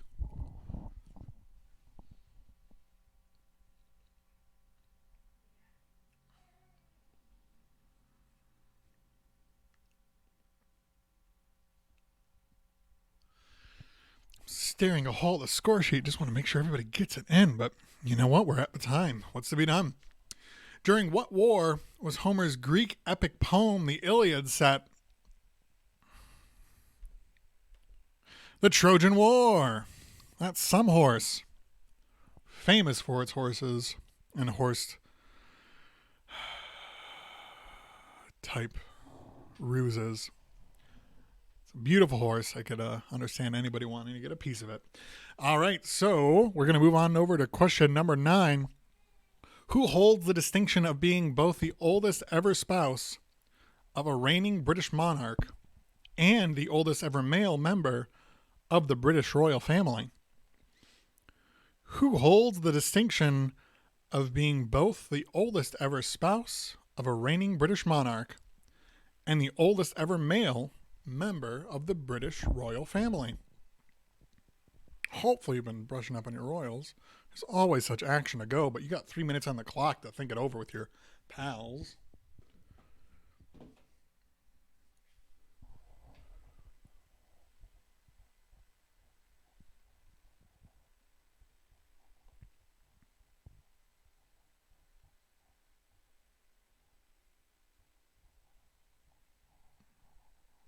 Mm-hmm.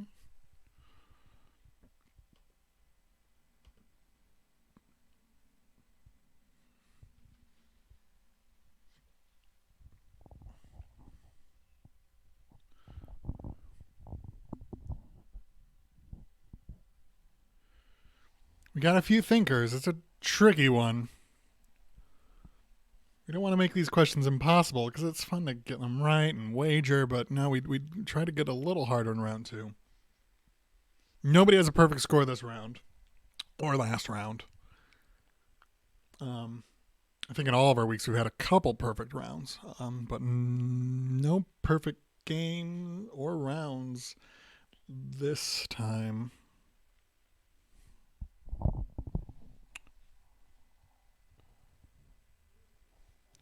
Who holds the distinction of being both the oldest ever spouse of a reigning British monarch and the oldest ever male member of the British royal family?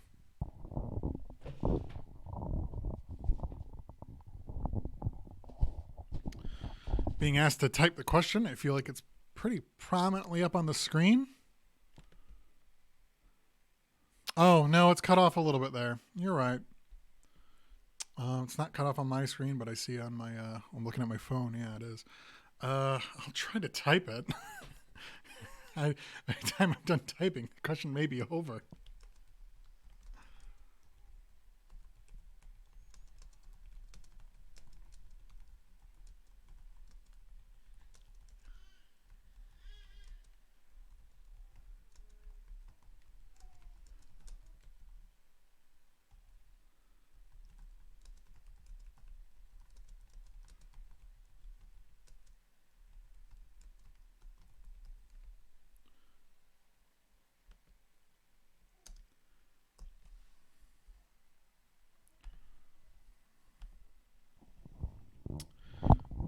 Well, for those of you who can't make it out, I added the question in the chat. But again, it's who holds the distinction of being both the oldest ever spouse of a reigning British monarch and the oldest ever male member of the British royal family. Since a few people couldn't read it, or at least one person couldn't read it, well, I added an extra 15 seconds on the clock, so we got 30 seconds left on the clock.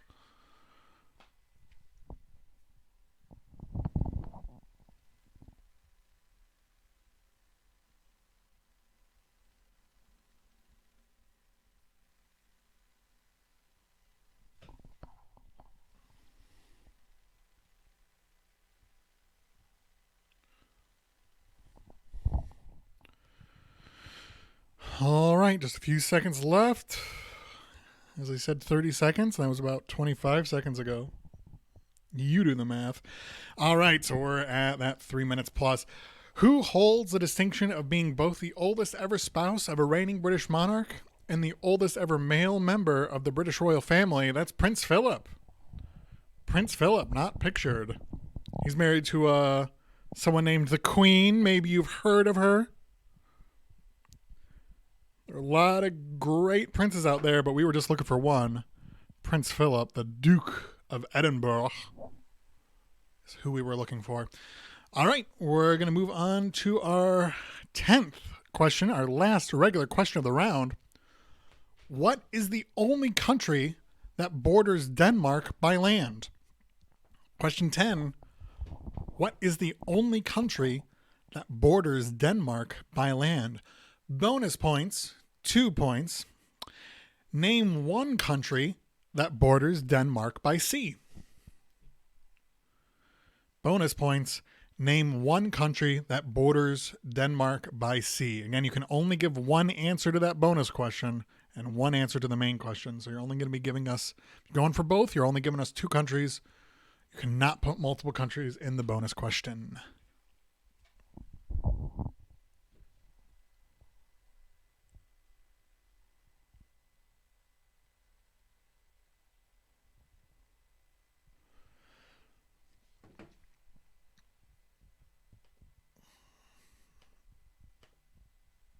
We already got a few smarties sending that in, but everybody take your time. It's the last regular question of the round. You're going to have one more bonus game to catch up. And then we're going to the wagered question. Me oh my, we're almost done with this round. We've already gotten $100 for spread art. That's great. Just as spread art spreads art, hopefully you all can spread the love and send a few extra bucks their way, either via their website, spreadart.org, or you can send it to me at my credentials that I listed a little earlier. I'll go ahead and post them again. We can send it over in one big chunk. I'm sure they'll appreciate that.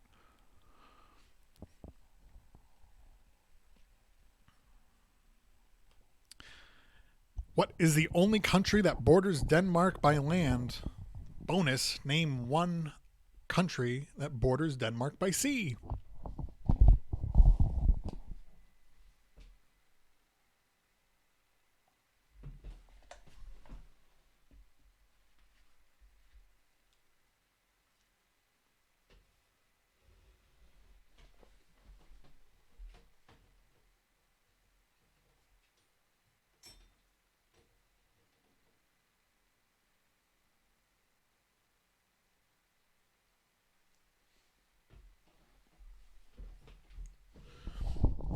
We got a minute and a half left on the clock. I swear, normally when I'm getting up, because I have to do a baby thing or to do a point thing. At this point, I'm just having a few bites of dinner. I apologize. I'm going to do my best to not chew into the microphone. Where's this from? The food? Detroit Wing Company in Southfield. Great business, great wings. I'll tell you, they're still delivering. It's not cheap, but it's worth it. It is some damn fine wings. Detroit Wing Company. Closest location in Southfield. They do deliver to our house. That's Ferndale. Not raising funds for them, but, plug a local business. If you're going to eat out, going to get food delivered, yeah, you can certainly go with, your local McDonald's or Wendy's. That's all fine. But, try to eat local if you can. Or if you think it is too dangerous, please don't. Based on my research, I think we're okay to eat out every once in a while. If you're going to eat out, please try to eat and deliver local, and of course be very generous to those delivery folks.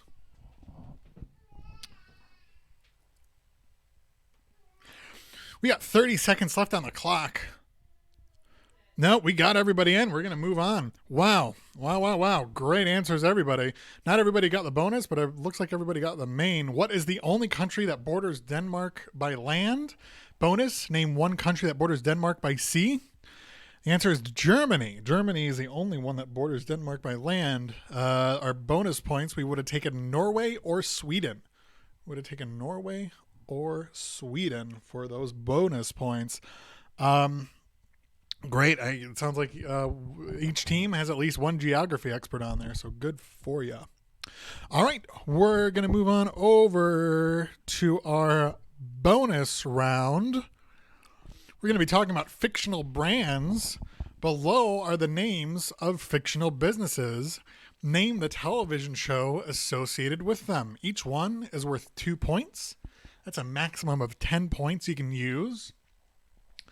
Again, you do not have to get all of them correct, but please, when you answer, send Maria just one message with all 5 answers in order. Again, send Maria one message per team, all 5 answers in order. Please do not blow up her messenger. Please do your best. We're going to put 4 minutes on the clock for this one. We know you may have to debate a bit. We're going to add an extra minute onto that. Number 1 is Sterling Cooper Draper Price. Sterling Cooper Draper Price. Number 2 is Los Pollos Hermanos. Number 2 is Los Pollos Hermanos. Number 3 is Binford Tools. Number 3 is Binford Tools. Number 4, Oceanic Airlines. Fictional brand is Oceanic Airlines. And number 5 is Monk's Cafe. Monk's Cafe for number 5. In order, tell us what fictional businesses or brands are associated with what television show is it? I phrased that backwards. So again, name the television show associated with each of those items in order. You got another 3 minutes to think that over. I got another 3 minutes to these great Detroit Wingstop wings.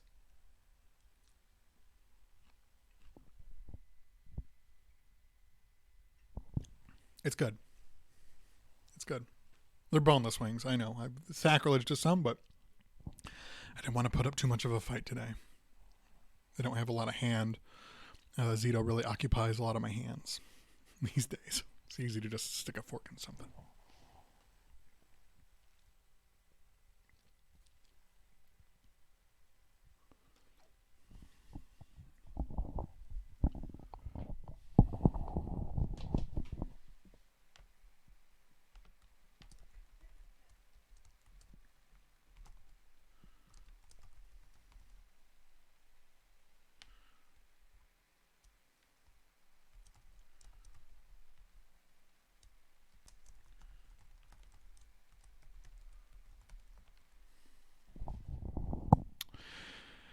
And if you want to send some extra love to our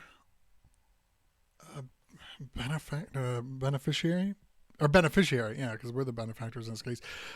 Spread Art, please. I included my additional mail items. You can Venmo me at Andy-Gatens or PayPal at andygatens@gmail.com. Send that money to me, and I will make sure it is getting to Spread Art. So far, we have a very generous $100. They had a lot of teams throw in a few extra bucks. Very kind. I'm trying to pull those up now. Spread Art. Very cool organization. Very cool space that really is for artists, by artists, and they really lend some really great space to help artists put on some excellent shows and some excellent exhibits. They really help promote the local arts in this area. We got a lot of our answers in so far. We're going to get one more minute on the clock. We're waiting for one more minute. That's, again, 2 extra points per answer. Sterling Cooper Draper Price, Los Pollos Hermanos, Benford Tools, Oceanic Airlines, and Monk's Cafe. Tell us what television shows are associated with those.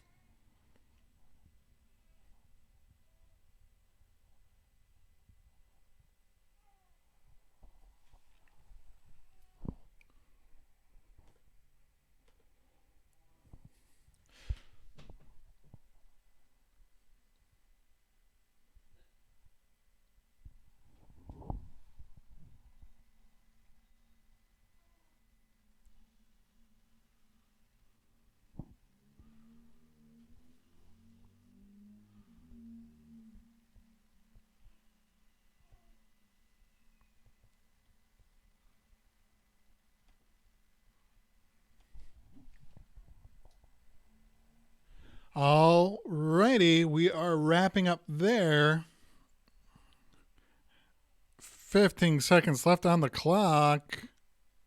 Still waiting on one team to get those points in. All right, that's everybody. Great. So we're talking about fictional brands. Sterling Cooper Draper Price is from Mad Men. Los Pollos Hermanos is from Breaking Bad. Benford Tools is from Home Improvement. Maria, cover your ears real quick.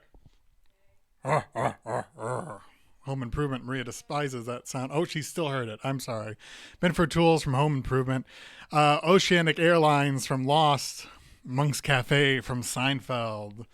So those are the television shows that we were looking for. A few gimmies and a few curveballs. A lot of people got 4 out of 5 of those. A lot got all 10. Nobody got any less than 4. So good on you. Everybody knows their pop culture. Benford Tools, I was worried. I'm not worried. I was thinking, it's been long enough. People may not remember. Benford Tools. All right. So we are finishing up tallying our current scores.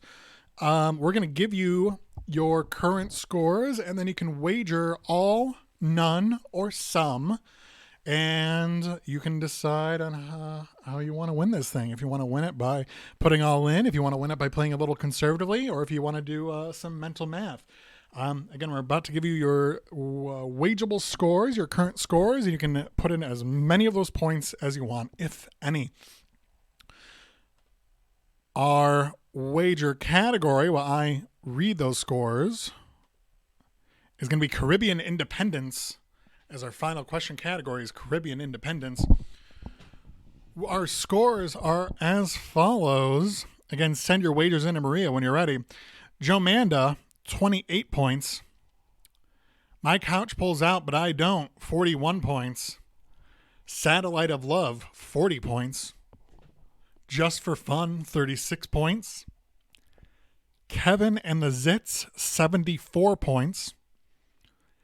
Pen Pals, 50 points. Team Troglodytes, 34 points. Ham Solo, 34 points. Mucky Haggis Rocket, 28 points. The Newlyweds, 24 points. Real Michigan Fab 4, 34 points. Crazy Blowfish, 30 points. Send your wagers in to Maria. You got 3 minutes to think that over. You got 3 minutes or until everybody gets their wagers in to think that over. Send those in to Maria. And we're going to do those calculations. A lot of great points.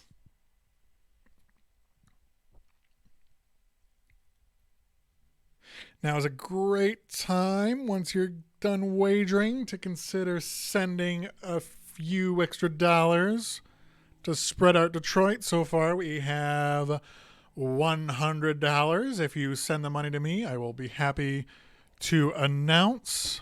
Monica Mann, I'm sorry, what is your team? Happy to give it to you, but I need to know your team. I don't have you as the team lead currently. Or at least I'm not seeing it.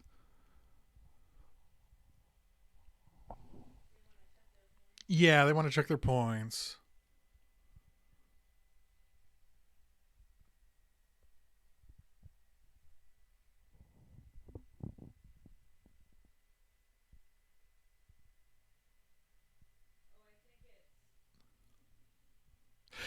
And for clarity, the point again, you could wager up to the points that we're talking about are the points that you have total for the whole game. So if you wager, if you're saying, "Oh, how does so and so has so many points?" It is because they have their points from last round. Ham Solo. Ham Solo, you currently have 34 points to wager. 34 points to wager for Ham Solo. Uh, Rebecca Golden as the team lead. Oh, great, great. Maria's sending it to you right now. Oh, Ham Solo. Okay, yes, yes. Okay, no. So everybody knows their points. Ham Solo, we just sent those to you again. Yours was 34 points, anyways.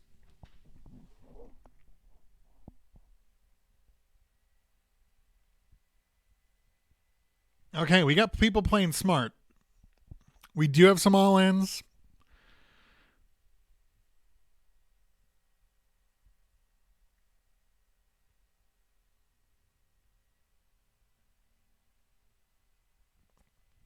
While we are talking about wagers again, I just want to talk about how great Spread Art is. A really incredible community incubator in Woodbridge, Detroit. Once all this shebang is over, please go ahead and visit because they have some great stuff there. They collaborate with artists, curators, innovators, a lot of community organizations. Not just from Detroit, not just locally. We're talking nationally, internationally. Um, it's home to a lot of incredible Detroit-based artists.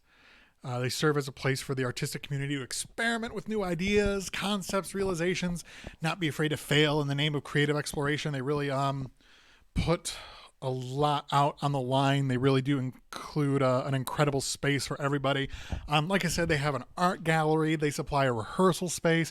They have a gorgeous garden and an outdoor theater stage in the backyard. I've gotten to work there a few times. It's just a really incredible, friendly community. Um, Really friendly community and just nice space overall. Again, it's in Woodbridge, Detroit. It's really great. Really nice multi-use things. I've seen some lovely art galleries there. People with some gorgeous paintings and sculptures.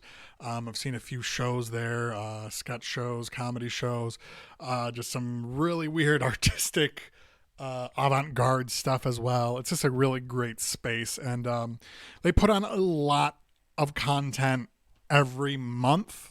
They put on a lot of shows because artists just really love working in this space, and because of COVID-19, they've unfortunately had to unbook all of those. So for this nonprofit organization, they could really use again, as I said, spread some love to Spread Art, because they're just an organization that really deserves it. To talk a little bit about their mission statement, they offer a multi-use, fully outfitted performance, rehearsal, exhibition, and creative space with core program components that supports and fosters self-producing artists and artist-run organizations, which are critical to Detroit's vibrant arts community. Within the building, they have 5 art studios, a 3-bedroom residency apartment, 900 square feet of rehearsal and performance space, and a 600 square foot gallery that is in addition to that gorgeous 9,000 square foot outdoor garden and a performance space a stage out in the back with 16 by 12 foot stage for use during the warmer months. Spread Art is by artists, for artists, grassroots nonprofit.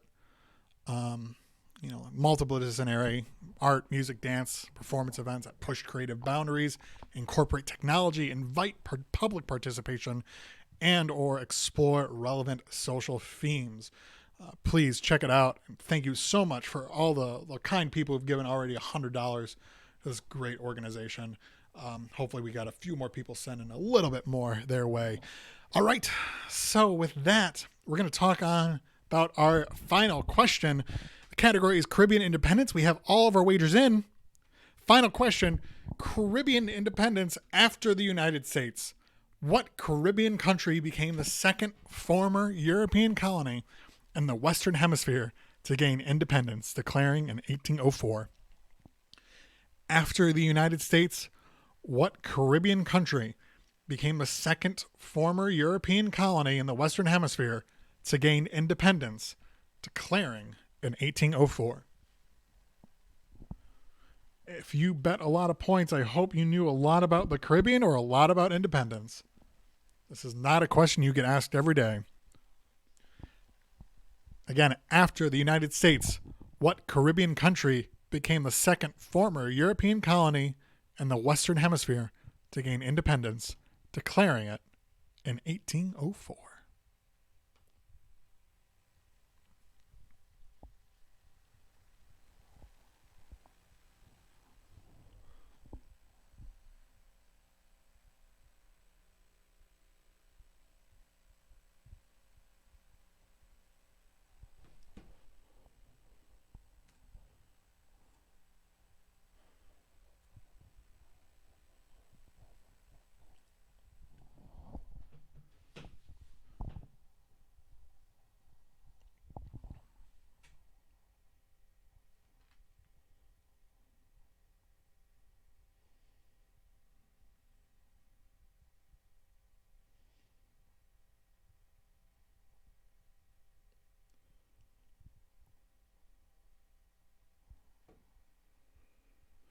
All right, we got those answers rolling in.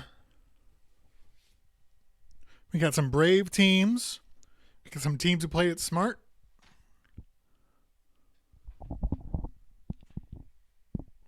Not mutually exclusive. You can be brave and smart. You can be smart but not brave. But we call it a wagered question for a reason, because there is a true wager.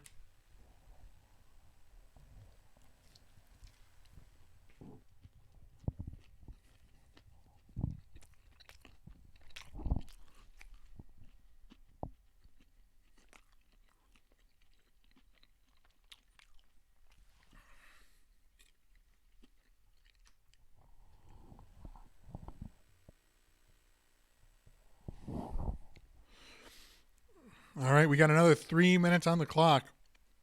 We want to give a little extra time for those final questions. 3 minutes on the clock, and we're going to say who is the winner of this whole shebang. Unless we got a tie. Don't worry, we got tiebreakers. Don't worry.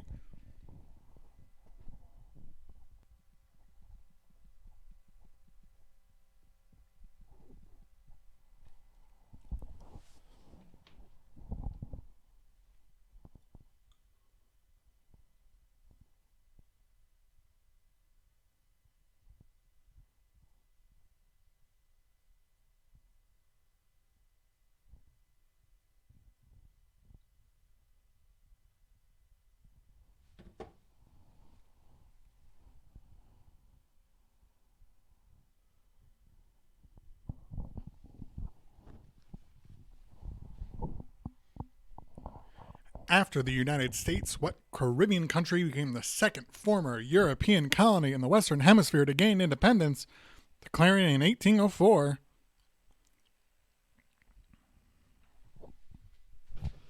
You got an extra 2 minutes to think about that. Really think about it. We got most teams have sent their answers in. Still waiting on a couple. That's okay because you got time. You got time to think about this. Oh my hair is a fright today.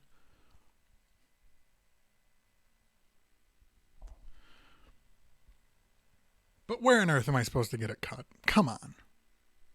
Look at these ham hocks. I can't cut these myself. No way. I had to put a tie on my son for Easter. I tried it for 3 minutes, and then I called Maria in, and I said, I can't do it. And she did it in a couple seconds. Oh boy, couldn't couldn't do it with these. Regular tie, you bet, but no, a baby tie, no way. Way too intricate, way too small. Not built for fine motor skills. Is that everybody? Nope.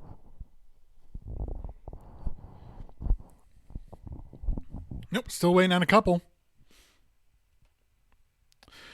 We got 45 seconds left. 45 seconds left. Go ahead and send those answers in.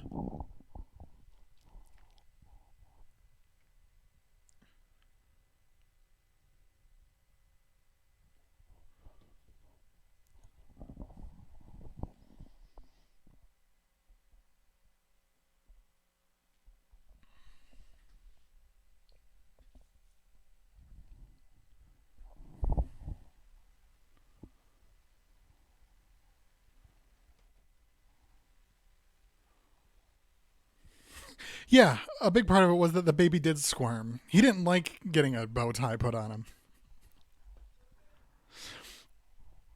There were a lot of variables at play, Melissa, and not just my fingers, but the fact that Maria came in and snapped it on right away, or buttoned it on right away was yeah. All right, we got everybody in. We got all of our wagers in. Again, we went people who went bold. We had people who played it safe. We had people who did the math. They did a little gambling. Big mixture of types of wagers, not a regular all-in like our past ones have been. After the United States, what Caribbean country became the second former European colony in the Western Hemisphere to gain independence, declaring in 1804? That'd be Haiti. Haiti is our answer. Wow. That, again, not a question you hear every day. We got a varied amount of answers in. What do we get in other than Haiti, Maria? Bahamas, Jamaica, Boy, I Want to Date Ya, Key Largo, Montoya, Come On, Pretty Moya, and you know the rest. But no, the correct answer we were looking for was Haiti. So we're putting in our finishing touches on the score. For those of you who won, I think you know you won. But thank you all so much for your generous time and for your generous donations to Spread Art.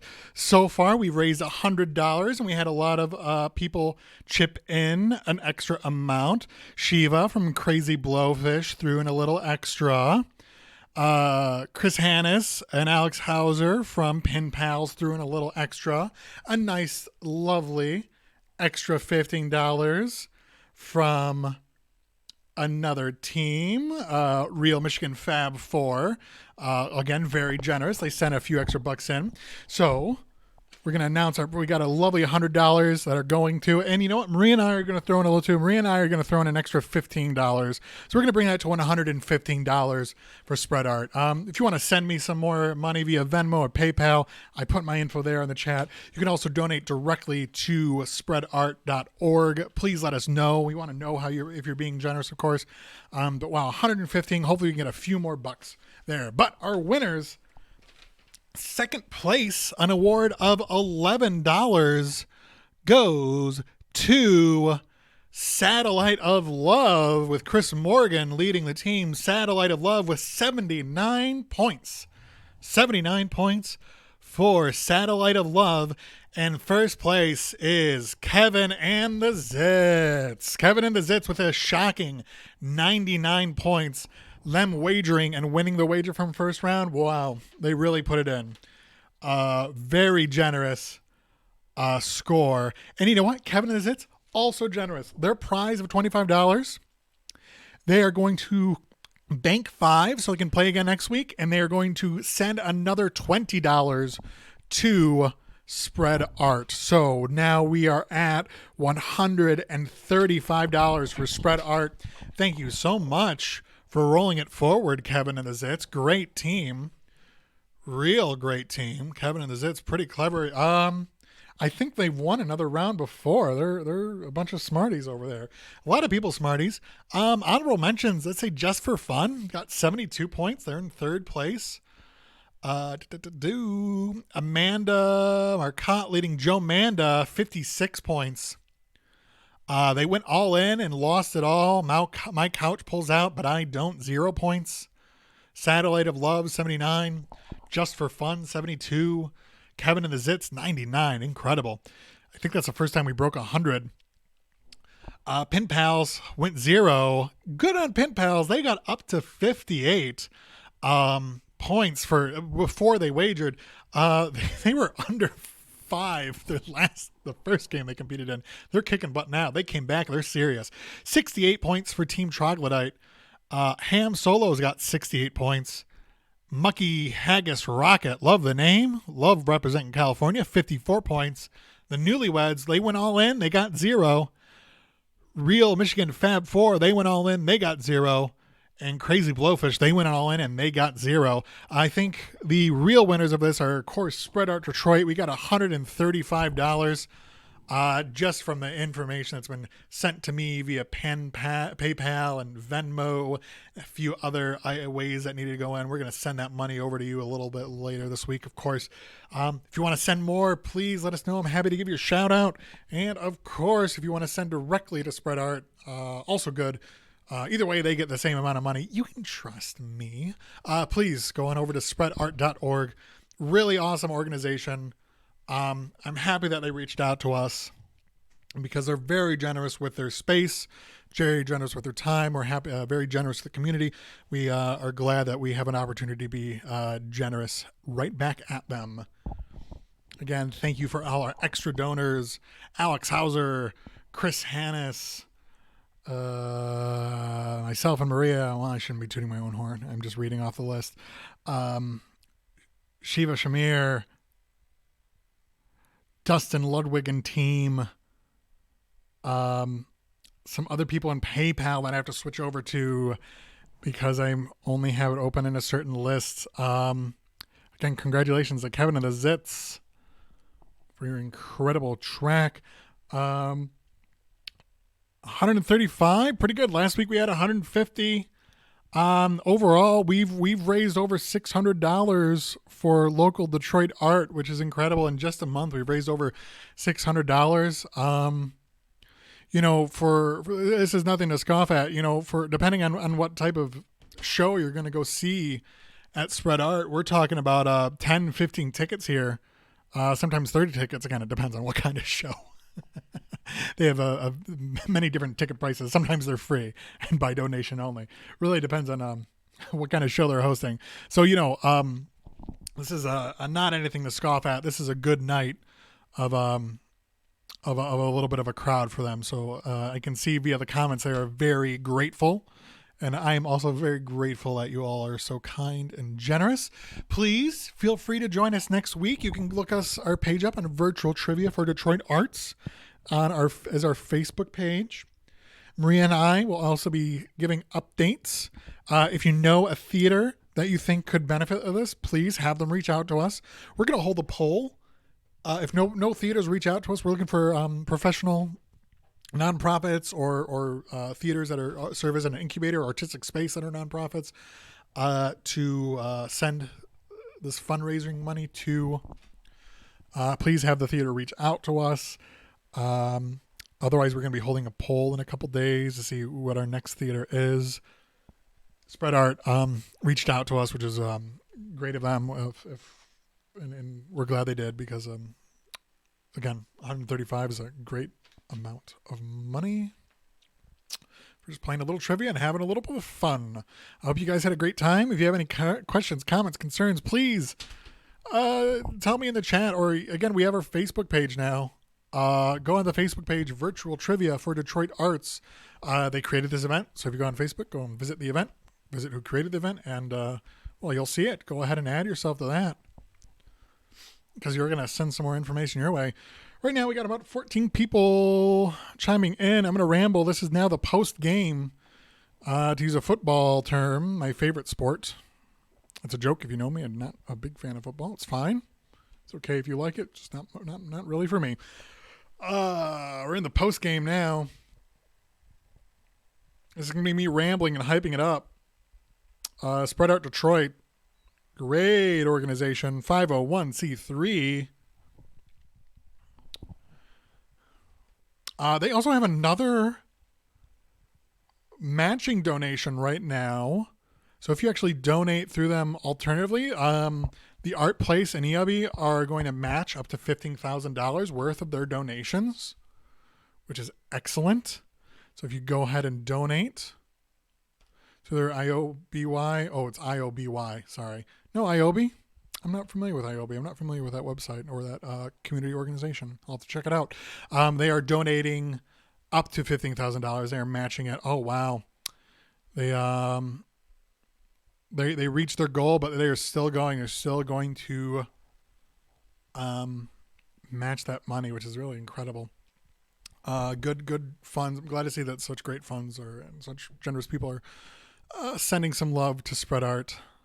Spread the love. Don't spread the virus. Dustin, you have a great night. Thanks for playing along. We hope to see you next week for our undisclosed item. We got some viewers still remaining. As is tradition, I will be doing rambling and post game up until a non-disclosed amount of people are still watching.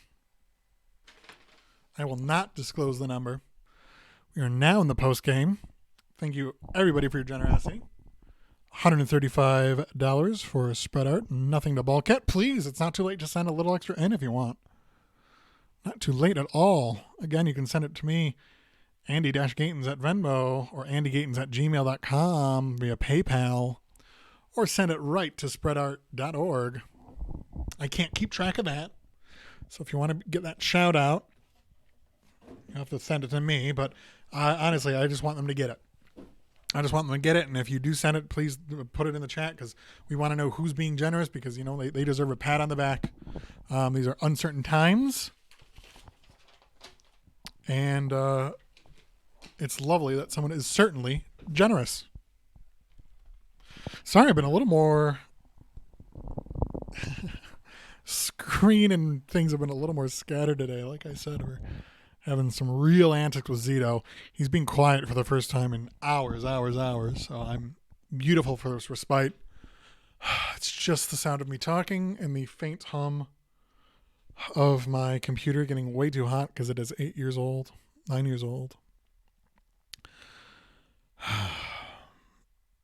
Peace and quiet. This is nice, Maria. Maria gave the most tired yeah I've ever heard in my life. Zito, man, he's a good kid, but he has been acting up.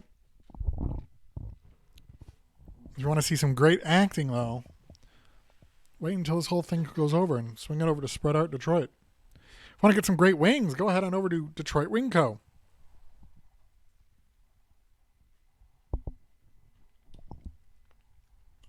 Detroit Wing Co. Wow, that's a spicy meatball.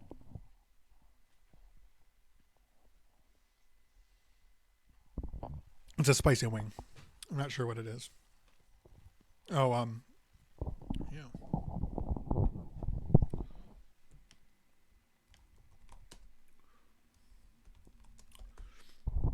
Oh, we had a correction last week. I sent it to the teams. We misquoted the prize money last week. We sent the correct amount of money to the respective teams, but we did unfortunately misquote the wrong number. I think it ended up being $13 and $28 instead of I think we said $7 and $14. When we were quoting the prices, we split it into a quarter, which we meant to split it into 50%, of course. Still got 5 viewers.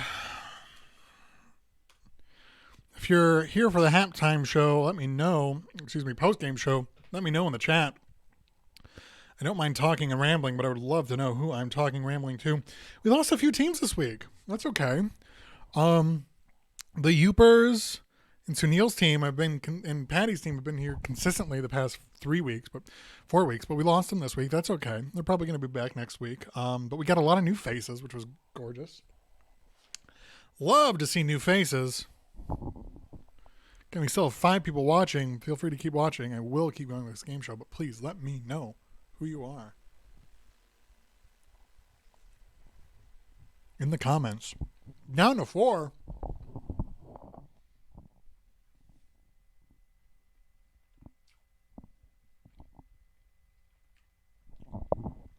Kevin and the Zits, so smart. That's Justin's team, right? Cool. It's Justin. I think Nick Mercer, Julianne Umbarger. It's a good team. Team Troglodytes is Maria's and I trivia team. And they're great. We like playing trivia with them. They were actually one of the reasons we kind of were inspired to do this is because Maria really missed doing trivia. We were looking for online trivia when this whole shebang started, the COVID crisis, and we weren't really finding any good trivia. All right. We're down to 3 viewers, probably due to the smacking of my lips. Sorry, I'm quite hungry.